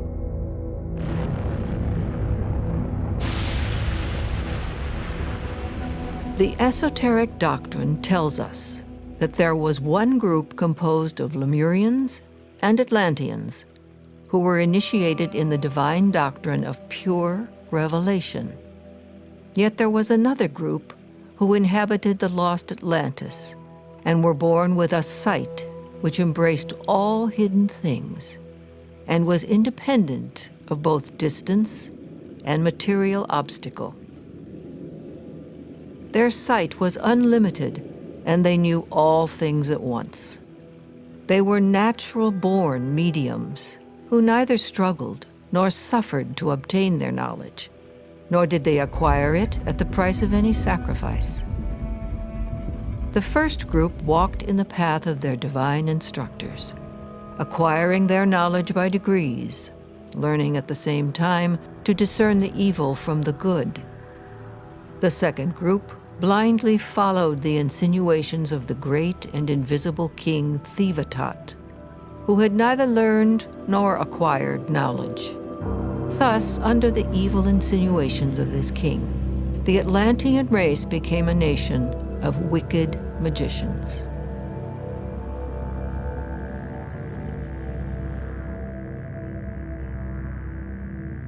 These so-called lords of materiality still have a strong influence on humanity, still immersed in the eternal struggle between light and darkness today. This period of time was the Kali Yuga cycle of the fourth Atlantean root race. The Kali Yuga is the age of death and destruction, and the Atlantean race was giving birth to the next, fifth root race.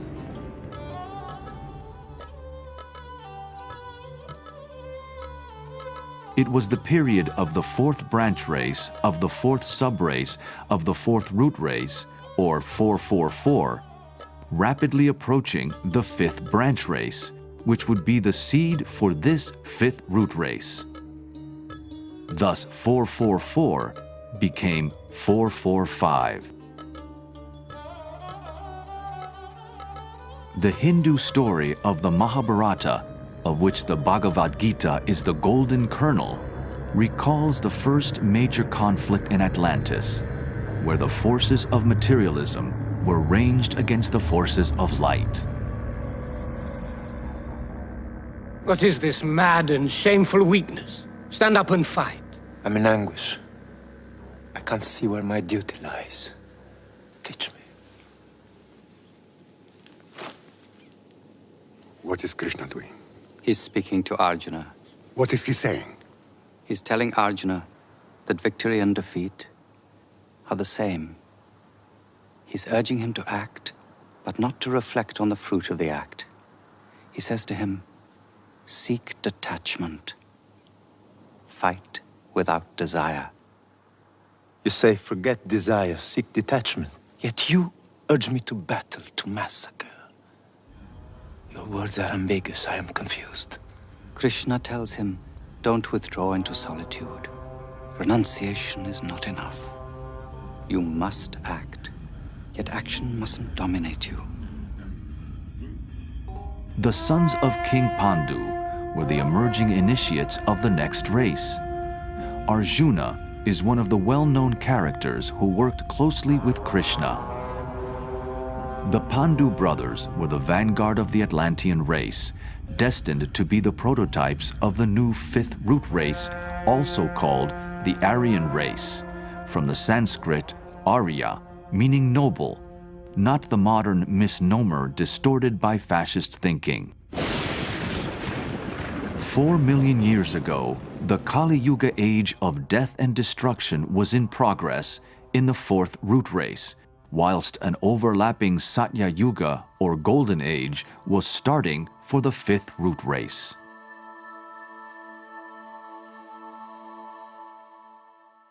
In the heart of action, you must remain free from all attachment.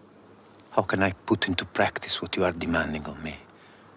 The mind is capricious, unstable. It's evasive, feverish, turbulent, tenacious. It's harder to subdue than taming the wind.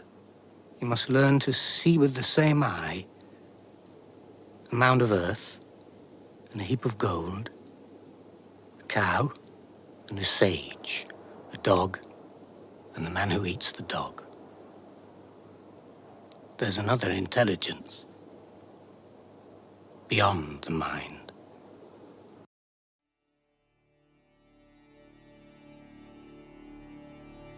This table shows us that the period of 3102 BC was the start of the Kali Yuga for the 5th root race. And this cycle will continue for another 427,000 years.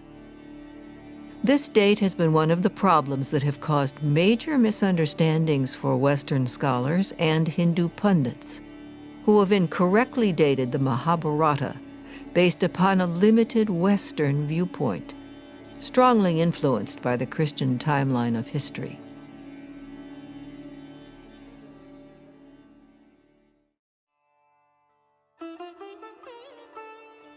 Arjuna's brother, Yudhishthira, symbolically opened the Kali Yuga era.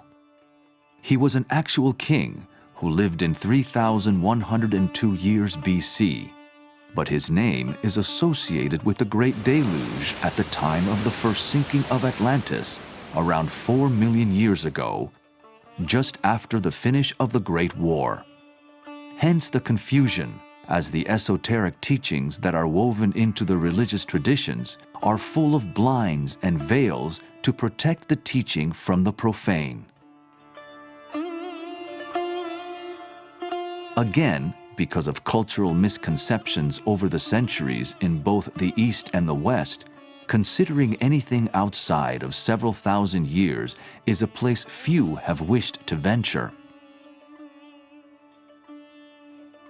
At this critical juncture in the middle of the Atlantean race, initiates were emerging as candidates for the Golden Age or Satya Yuga of the 5th root race. They were in direct conflict with those who wanted to maintain their old ways of materialism, the acquisition of luxury, and the foulest sorceries. The majority of the Atlanteans pursued anything they desired and appropriated it. They were completely immersed in the darkest expression and distortions of their Kali Yuga period. According to the ancient scriptures, part of the Mahabharata war was fought in flying craft known as Vimana, today known as UFOs. This information can be found in the ancient Hindu text, the Vimanika Shastra. That technology, along with the knowledge of pyramid building and solar power, etc., has been in existence for a very long time. They were some of the gifts to the race alluded to earlier. After the war was fought, the first Atlantean flood engulfed the earth, resulting in a large portion of Atlantis sinking entirely beneath the sea. According to the doctrine of the secret sciences, both the war and the flood occurred about 4 million years ago.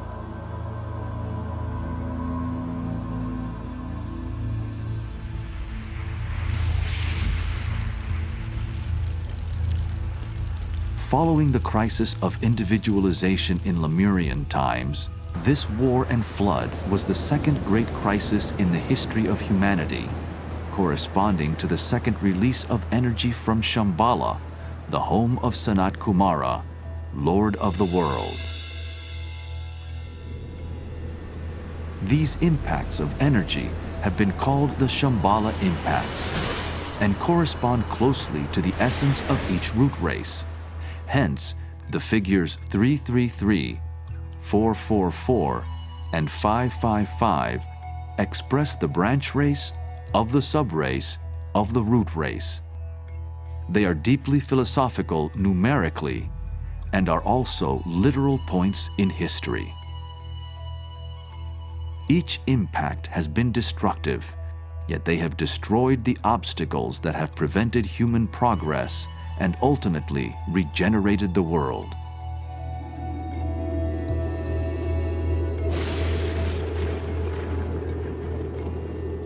Whenever the history of the universal flood is told, the story of Noah is not very far away.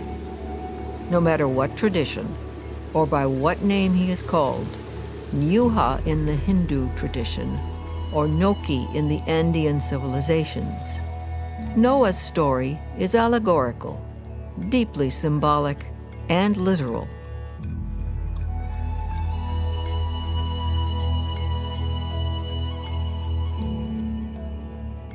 Noah was the Hindu Manu, also called Vaisvata Manu, guide of the new emerging fifth root race.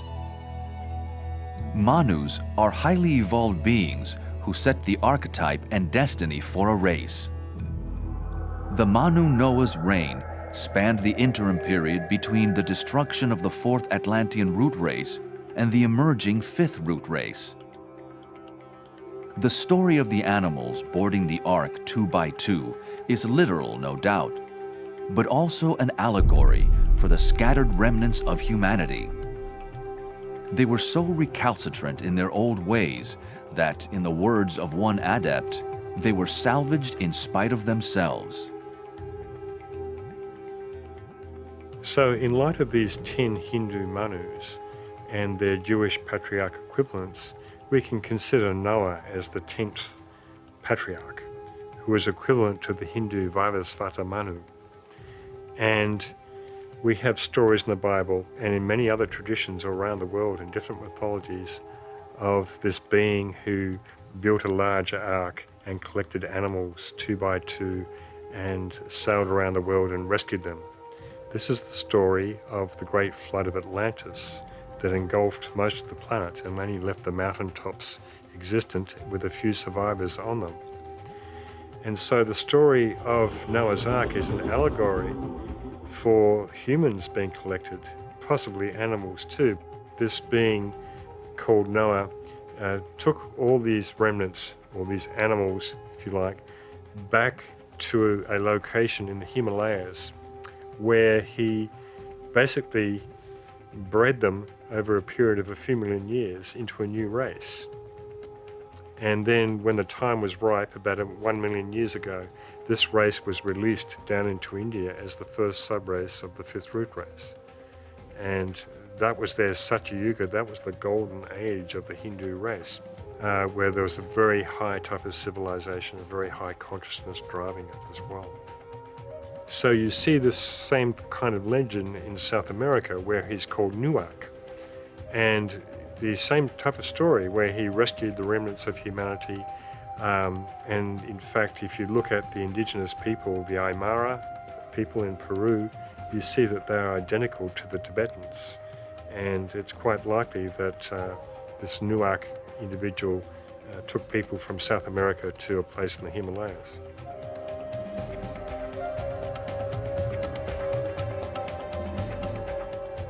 These various subraces and branch races that survived the flood were rescued by Noah on the highest reaches of mountains, where refuge had been found from the extraordinarily high floods that covered the entire planet.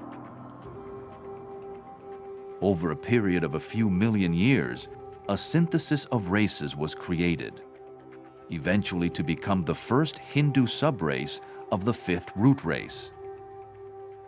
This race emerged about 1 million years ago in India. Again, incredulous viewers may find their traditional interpretation of history challenged by the wide disparity in time between the currently accepted date of 2,500 years BC for the Hindu civilization and 1 million years. There were 3 more Atlantean floods up until relatively recently. This has become a source of confusion for scholars chronologically, mistaking Plato's Atlantis as the only Atlantis and the only sinking, when in fact, the sinking of the various continents and islands of Atlantis spanned approximately 4 million years.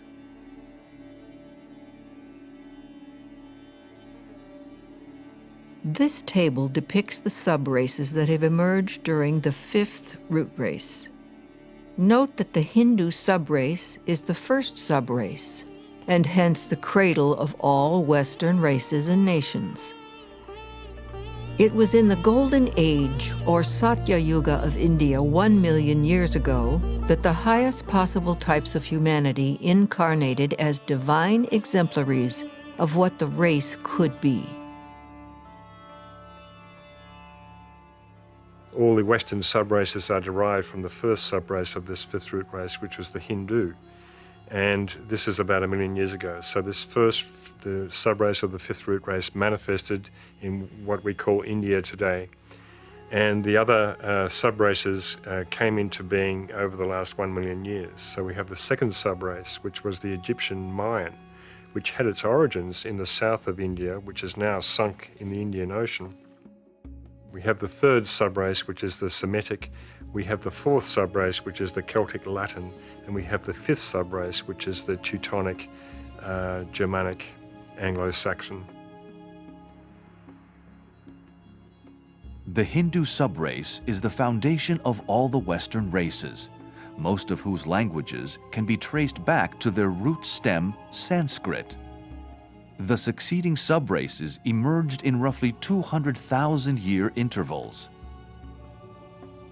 Well, we are told in the Ageless Wisdom teachings that Sansa is the ancient language of the gods and that it preceded Sanskrit. And Sanskrit, of course, is the ancient language of the Hindus, so Sansa has to be older, at least older than 1 million years, and was probably the main language of the adepts during Atlantean times. It's a symbolic language, and it is there, still exists in the ethers for us to tap into if we so choose.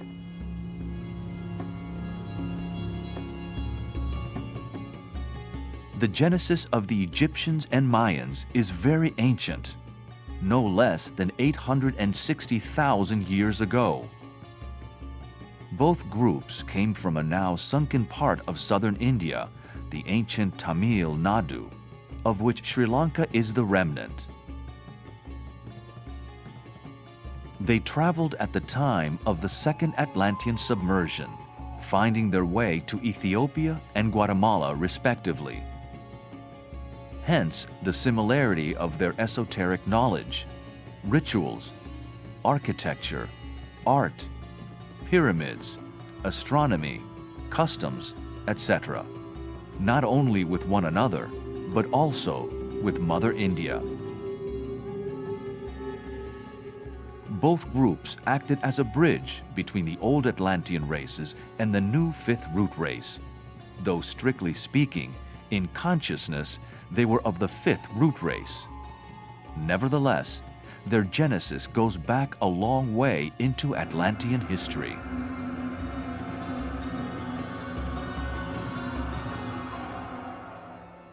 The second great deluge happened around about 860,000 years ago, which was the start of the second subrace of the fifth root race. The Egyptians went to what is now known as Ethiopia and gradually worked their way down the Nile over hundreds of thousands of years, and the Mayans went further to Guatemala.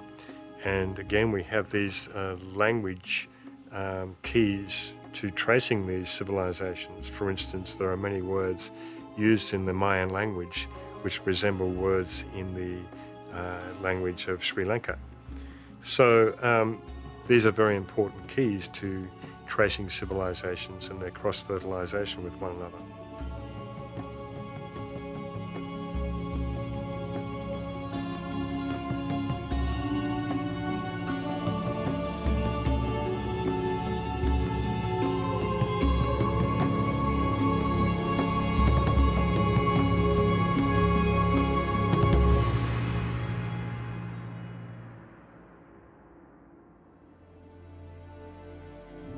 In that second deluge of Atlantis, apparently most of the Atlantean giants met their watery fate.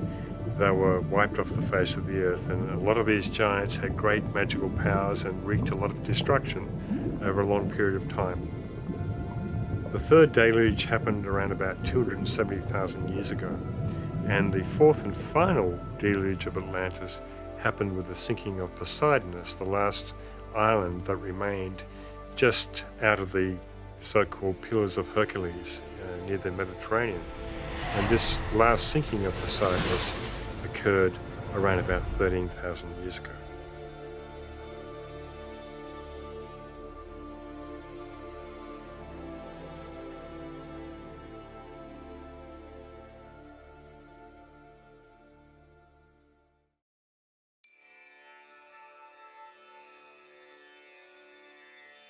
This table depicts the 4 major yuga cycles of this 5th root race, which spans almost 4 million years.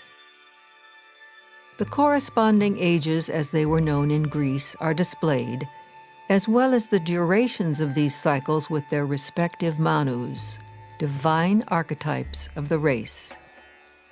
Note the being called Asura Maya, intimately associated with the Mayans, and source of the most hidden knowledge regarding astronomy, astrology, and cycles.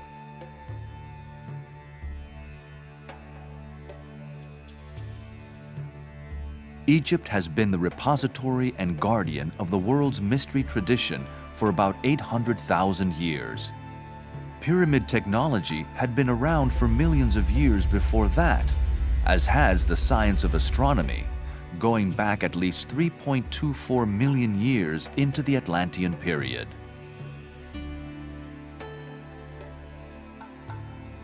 The astronomical records of universal history are said to have had their beginnings in the 3rd subrace of the 4th root race, or the Atlanteans.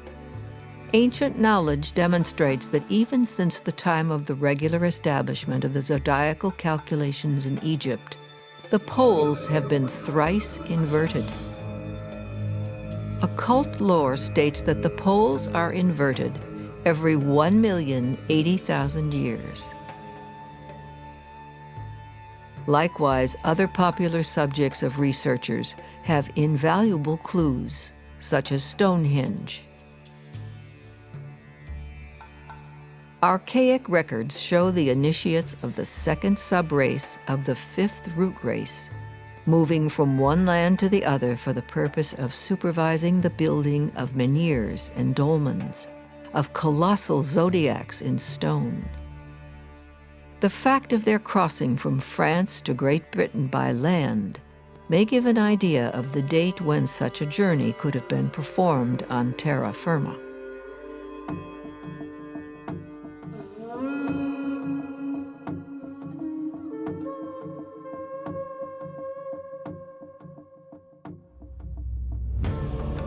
Hence, Stonehenge and many other constructions in Europe are much more ancient than hitherto speculated, up to 860,000 years old. Note also that these enormous structures were erected partly through the brute strength of the giants of that race. Had there been no giants to move about such colossal rocks, there could never have been a Stonehenge, a Karnak in Brittany, France, and other such cyclopean sculptures. If there had not been such a thing as magic, there could never have been so many witnesses to oracular and speaking stones. Magic here also refers to the utilization of the science of sound to erect those structures. In the near future, there will be seen the reappearance of the faculty of the Lemurians and early Atlanteans to raise great masses, this time on a higher turn of the evolutionary spiral.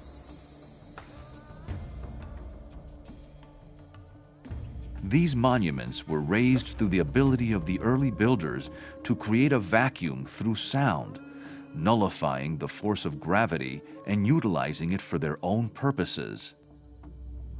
This fact is elsewhere corroborated in many parts of the world, where stories abound of priests who used mantrams or harmonious chants to raise huge weights effortlessly. Likewise, the power of sound was used to destroy. In the Christian Bible is the tale of Jericho, a story that has descended to us from Atlantean times. In those days, the use of sound on physical and emotional levels was understood and practiced, being utilized for selfish and materialistic ends in most of the cases. When trumpets were sounded a certain number of times after a rhythmical circuit of the walls of Jericho, those walls collapsed. This was made possible by the secret knowledge of the leaders of the people, who, being versed in the science of sound, and having studied its destructive and creative effects, knew just the moment to apply that science and effect the desired end.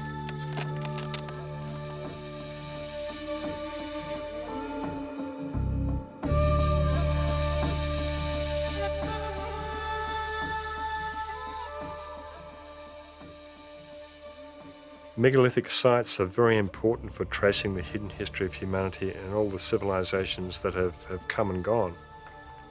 And this is because they tell us, they speak to us about the past, about the consciousness that designed the various temples and buildings and pyramids and so forth.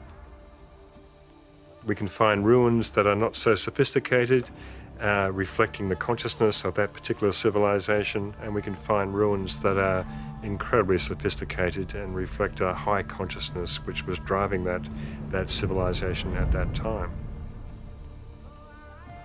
The fact that we have many ruins on top of each other over many, many millions of years makes it very confusing to discern which civilization came first and which was older than the other. And so the Hidden History of Humanity project is about establishing or re-establishing the correct chronology for human evolution, because this human evolution is essentially the story of the human soul and the unfoldment of consciousness since that period back in Lemuria 21.5 million years ago, when individualization occurred.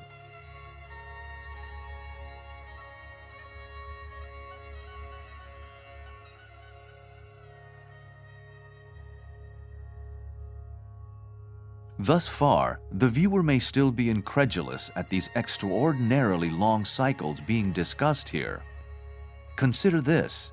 If the precession cycle of 25,920 years was known to the ancients, then they may well have studied and lived through those cycles at least a few times.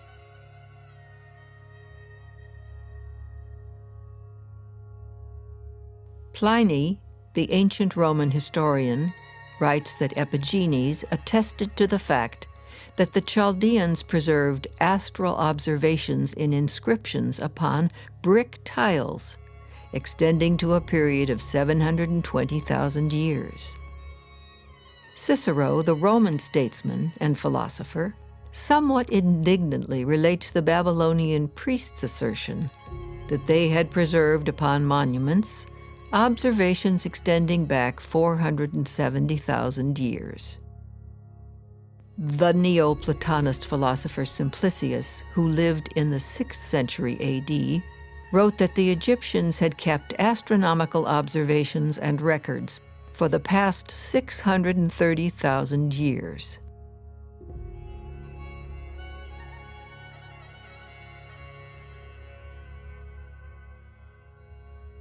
There are numerous examples of these kinds of figures from historians and philosophers like Pythagoras and Plato, who lived in our relatively recent history, but who were in touch with a much greater antiquity.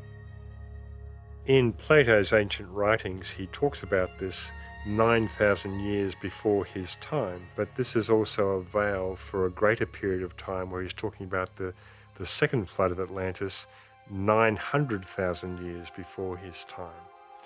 And so he's talking about two floods at the same time in his writings, because he was an initiate or a master, so his writings can be interpreted on several levels. Why would these recognized and respected commentators in many fields contrive these figures independently of one another? Modern authors have also ignored data that is available to them in their own disciplines, such as the Hindu or Mayan systems for measuring time.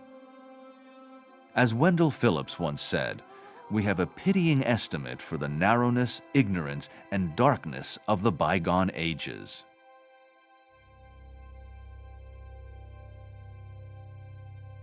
By ignoring the vast cycles of time discussed in the most ancient traditions of the East, mainstream and alternative investigators have arrived at dubious and far-fetched theories of dating history. This has come about through trying to address the disproportionate timescales between the mainstream theory of the dinosaur extinction 65 million years ago and the accepted theory of civilization emerging between 5 to 10,000 years ago. Hence, theories such as cataclysmic geology and crust slippage have been put forward over the past 100 years or more. Cataclysmic geology states that the geological timescale has been compressed by cataclysmic events, giving only several thousand years duration instead of the actual millions of years figures. This theory of cataclysmic geology stands in direct opposition to the most commonly held theory of uniformitarianism, the concept that the Earth's surface was shaped by gradual processes such as erosion and by small sudden changes such as earthquakes and floods. Perhaps the truth lays hid in the middle way between these two opposites? Cataclysms come around regularly and cyclically through the rounds, the Manvantaras, the Yugas, and they come destroying with fire or with water or with wind, and they're created by cyclic events that are associated with the sun and the moon's gravitational pull on the earth, and no doubt other factors. Geological cataclysms have come and gone for millennia, shaping the evolution of the Earth. Another middle way solution on the theme of chronology is that infant humanity emerged 20 million years ago, close to the dinosaur extinction. This is verified by teachings of the ageless wisdom. In concurrence with this alternative chronology is the esoteric doctrine's dating of the Cretaceous period at 16 million years ago, bringing discoveries such as fossilized human footprints in Cretaceous rocks into more reasonable contention. In crust slippage theory, the entire outer shell of the Earth moves approximately 2,000 miles like the loose skin of an orange. This theory was based upon the idea of continental drift that posits the existence of an ancient supercontinent called Pangaea or Gondwana land, where all current continents were joined together, gradually drifting apart. The ageless wisdom does not concur with these theories, but asks fair-minded investigators to consider that far older continents may lay hid beneath the ocean floor, whose strata have never been geologically explored. In relation to the cataclysms that occur on the planet, the continents break up and sink, or they are raised from the ocean floor. And this is counter to the current scientific theory of Gondwana land, where we see this one supercontinent, all the continents joined together, then gradually through continental drift, drifting apart and creating the current position of the continents on the planet. Esoterically, this is not so. The continents actually sunk beneath into the Earth's crust and are raised again from the Earth's crust. So as we transition from this fifth root race to the sixth root race, we will see these continents re-emerging from the Earth's crust again and being raised up out of the ocean and creating new continents while other continents sink. Like Lemuria and Atlantis, today's continents have several times been submerged and then reappeared, bearing new groups of humanity and civilizations. Ancient earthquakes, floods, and volcanic eruptions caused continents to sink, just as future geological upheavals will cause those same continents again to disappear and reemerge. But in the latter's case, not identical to their old forms. The one causal factor that has always been behind these periodical renovations of the Earth has been the varied rotation of the Earth on its axis, caused by the magnetic pull of the Sun and Moon. This has led to decreased velocity of rotation, causing the waters to flow toward the polar lands, submerging them, whilst new lands arise in the middle equatorial regions. Hence, these periodic solar and lunar influences flatten the globe around the equator, making it go down in some places and swell up in others. The swelling runs toward the extremities of the poles, hence new lands arise and old ones are sucked under. Related to the phenomenon of decreased axial rotation are periodic tilts of the Earth's axis that bring on ice ages and floods, creating exterminations of civilizations, flora, and fauna. These are not random occurrences, but as described in the science of cycles, follow a universal pattern that acts at the appointed time in strict accordance and harmony with karmic law.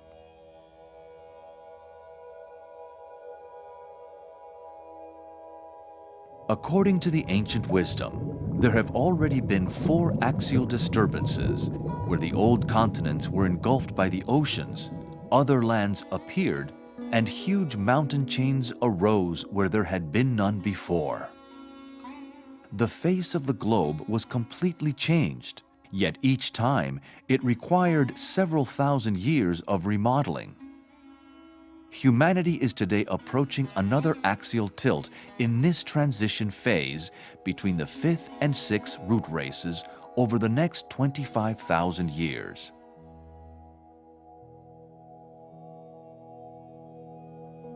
The esoteric doctrine states that another cause of Earth changes belongs to a grand cycle of 1,080,000 years where the planet is subjected to a complete physical revolution, resulting in the poles exchanging places.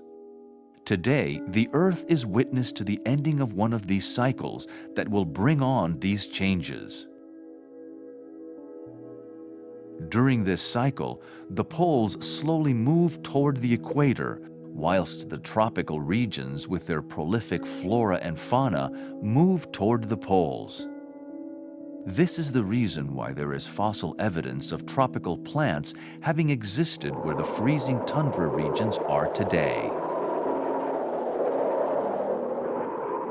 At the end of this approximately 1 million year cycle, changes in climate are accompanied by earthquakes and other disturbances, taking about 25,000 years to complete.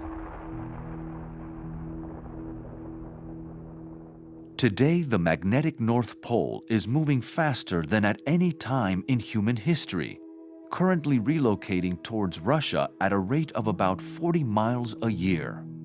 Hence, as the magnetic shift and eventual reversal of the poles continues, the physical reversal or flip of the poles will take place at axis tilting intervals in the next 25,000 years. This period will usher in the 6th root race.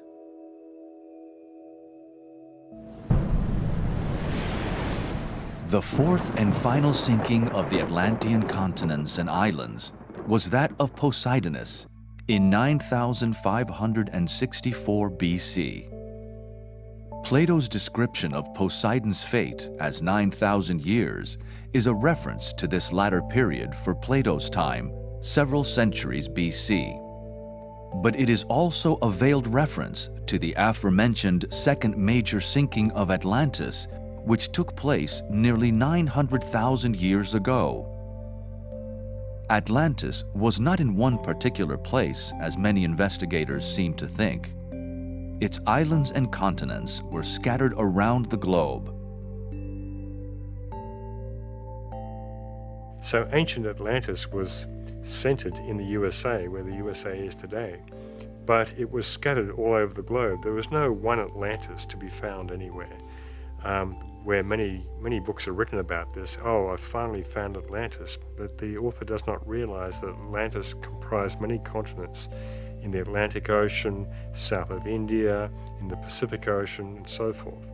But we are told in the Ageless Wisdom teachings that the main continent, or the main hub of civilization of Atlantis, was centered in the USA.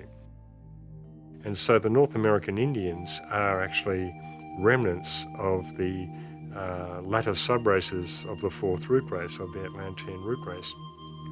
Indeed, many of their rituals and customs are very similar to the Tibetan rituals and customs, and there have been several books written about this by academics.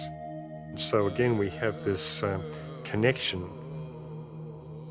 You know, there are various theories saying that they came over the land bridge in Alaska and so forth, but it more than likely has its origin with Noah and the ferrying of survivors to different parts of the world.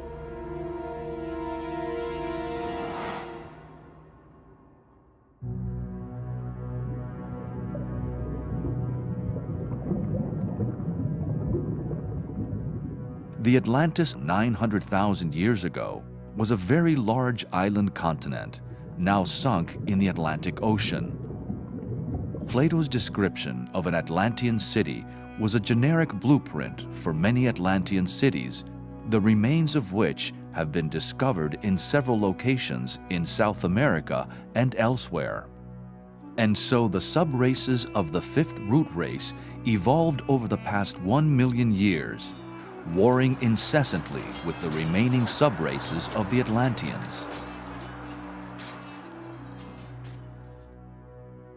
The Manu for the third subrace of the fifth root race was Abraham, founding father of the Jewish, Arab, and Afghani peoples.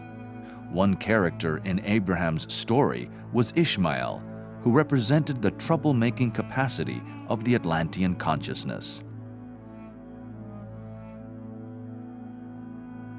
Note that the three major root races elapsed thus far, and the crises of humanity are reflected in the numerals 333, 444, and 555, depicting branch race, subrace, and root race. The three periods in this table represent the three initiations or expansions of consciousness, representing control over the physical, emotional, and mental bodies respectively throughout the elapsed three root races. They also represent three releases of intense spiritual power from the crown chakra of the world, Shambhala. Today, in Earth's crisis, it is entering the sixth branch race of the fifth subrace of the fifth root race. The sixth branch race is the seed for the coming sixth subrace, which will be the seed for the sixth root race, eventually based in South America over the next 25,000 years.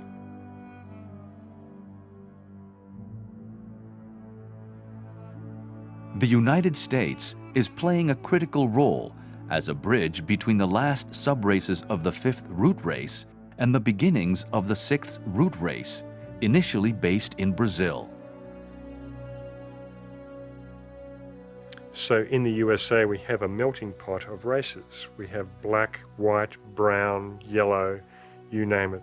And it's creating a new blend color-wise, and where they say everyone will be brown eventually.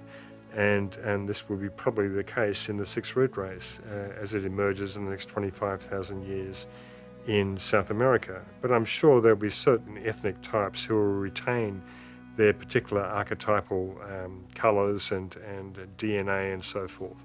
But essentially we're looking at the sixth root race as being a blend of all of humanity that has ever been. And this is a revolutionary idea because it's never happened before in the history of the planet.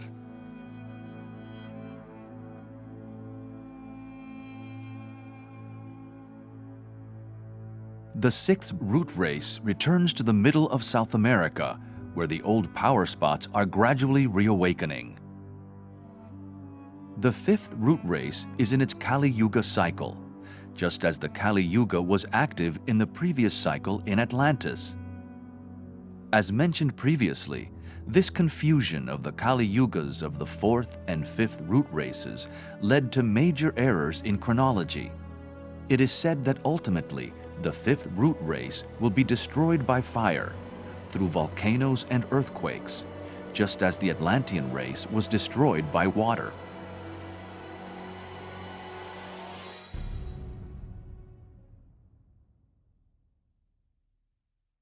Humanity today finds itself going into the sixth root race from the fifth root race. And we find ourselves in a similar position as we did back in Atlantean times when humanity was transitioning from the fourth root race to the fifth root race. And humanity had to make a choice at that time whether to follow the way of light or to stay with the way of materialism. And this brought on the Great War at that time. And we find ourselves in a similar position today as we move into the sixth root race and with all the same type of challenges for humanity to discern.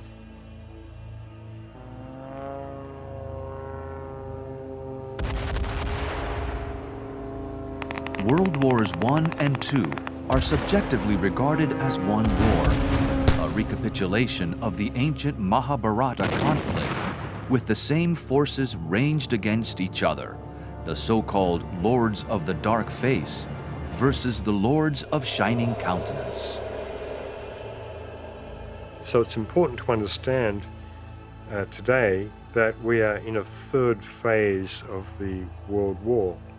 It currently exists in the mental plane, but depending on humanity's choice, it could go to the physical plane as it did in World War I and II.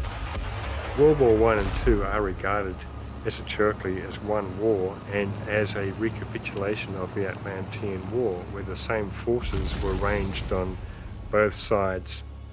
And this time, in World War I and II, the forces of light triumphed. The door where evil dwells, quote unquote, was sealed. But in the last 70 years since World War II, that door has drifted ajar somewhat, and the forces of materialism have refined and consolidated their position even more. So now we have this third phase of the World War that is raging upon the mental plane in terms of the world of ideas, ideologies, and so forth. And it is through conferencing, communications, politically, culturally, and so forth, that will bring about a resolution of this problem. But the point of least resistance, as it always has been for humanity, is to work it out on the physical plane through sheer force. And this is a real danger at the moment because the increasing Shambhala impacts, the increasing force of Shambhala, which we are told we had the fifth impact in the year 2000, is going directly to humanity, where hitherto had been veiled or filtered by the hierarchy. So the point of least resistance for humanity when they receive this Shambhala force is to use force, is the power of the will in its lower aspect. So these are the dangers we are facing, yet the hierarchy made a calculated risk to allow this Shambhala force to go directly to humanity because it's going to help speed up evolution and accelerate evolution. This planet has fallen way behind in its evolution. It should be at the same status as Venus, we're told in the Ageless Wisdom teachings. And the reason it isn't is because of the failure of the moon chain evolution, the previous chain to this earth chain.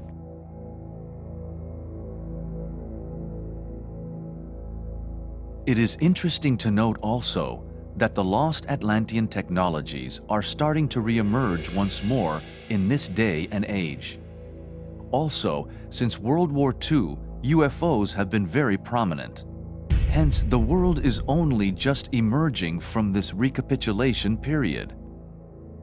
It is now upon the upward swing of the pendulum, from the middle period of the root races, but also the halfway mark of the entire planetary scheme. The war between these opposing forces of materiality and light still rages upon the mental plane, as humanity finds its way through the darkness before the dawn, toward the approaching Aquarian cycle, reminding us of William Blake's immortal words, "I will not cease from mental fight, nor shall my sword sleep in my hand."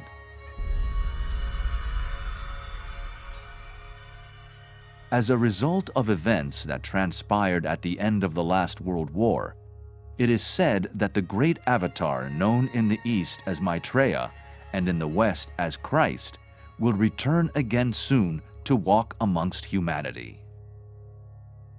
The hierarchy have planned to externalize amongst humanity once again for the first time in about 3 or 4 million years.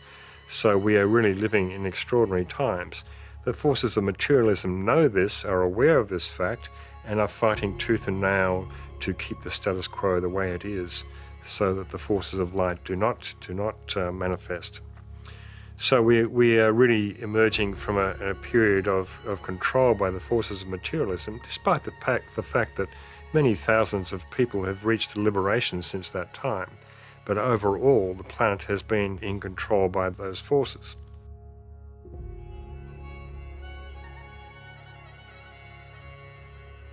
Why have the Mayans come to assume such prominence in popular thought in the past 50 years?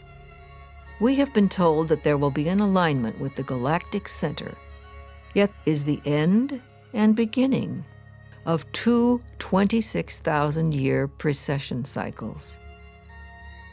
This will be taking place in Aquarius on the Greater Wheel, coinciding with the more well-known 2,160-year cycle in Aquarius on the Lesser Wheel.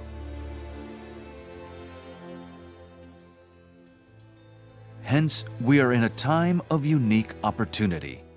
2 Aquarian cycles, a new precession cycle, will take humanity into the 6th root race proper in about 25,000 years' time.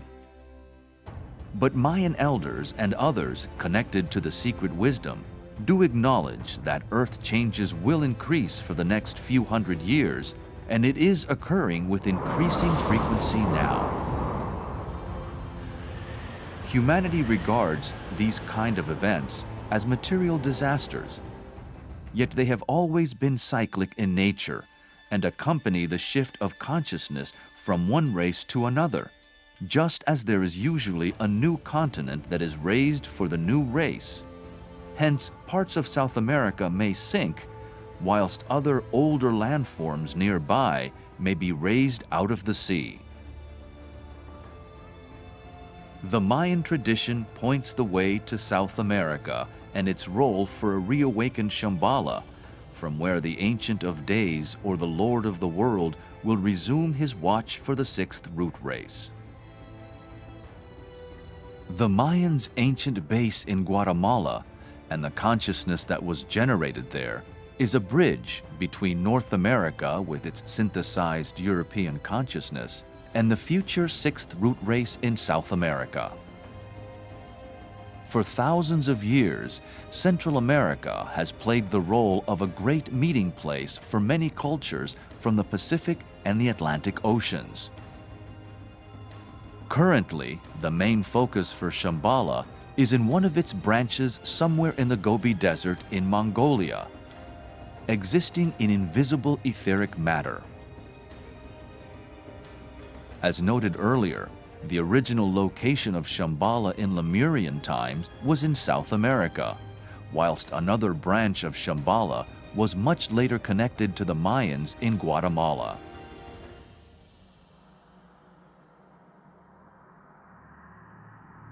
Hence, a full circle cycle approaches, where the focus of this planetary crown chakra we call Shambhala will shift to South America once more.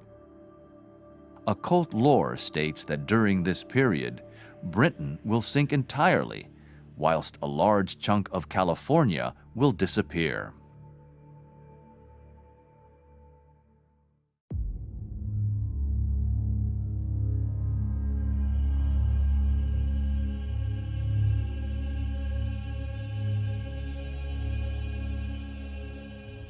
Cataclysms will occur worldwide during the next 1,000 years.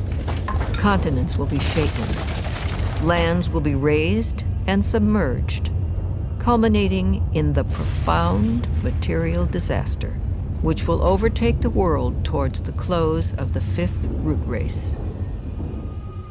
This will usher in the infant 6th root race, Yet all of these events happen within naturally occurring cycles.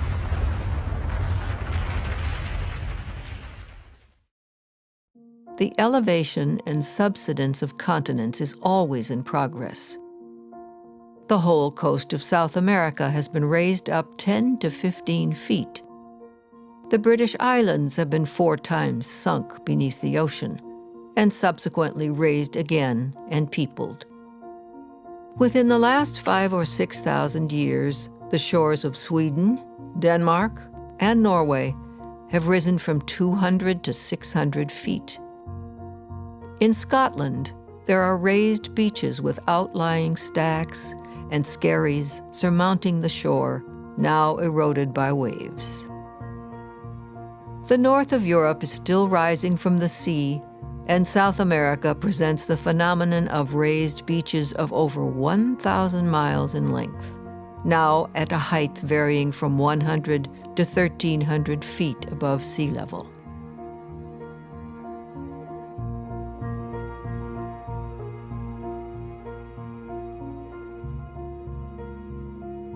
Forms, whether they are land masses or humans, come and go.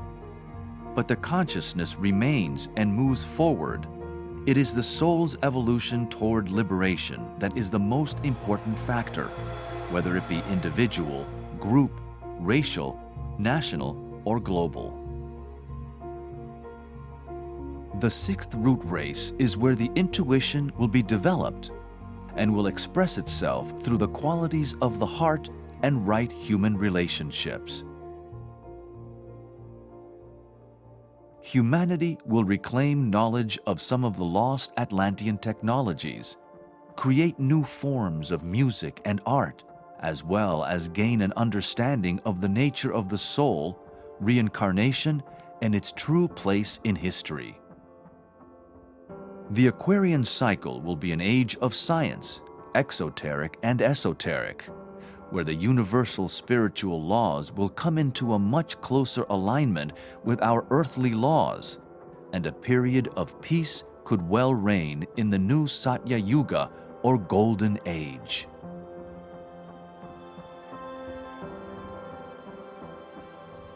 The 6th subrace represents a synthesis of all Western and Eastern races, particularly in the USA.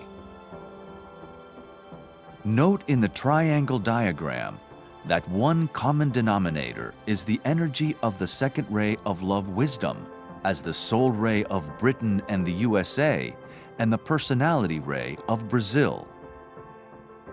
In the coming race, it will not only be the intuition or Buddhic consciousness that will be the evolutionary goal, but the expression of the loving heart.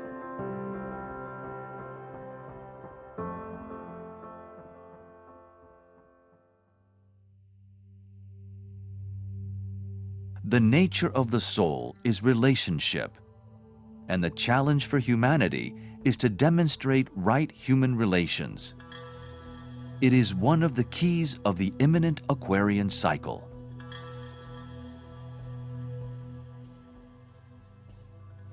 So again, just to restate, the reason for this Hidden History of Humanity project is to recalibrate chronology, to recalibrate world history, to reset the correct chronology for the unfoldment of human consciousness throughout the root races and into the present day and into the future, and to really know the story of the human soul, the unfoldment of consciousness from that individualization period back in Lemurian times through the Atlantean root races and all the karma that was created and is being worked out today. This can only be an empowering factor for humanity to help guide it into the new 6th root race which is emerging.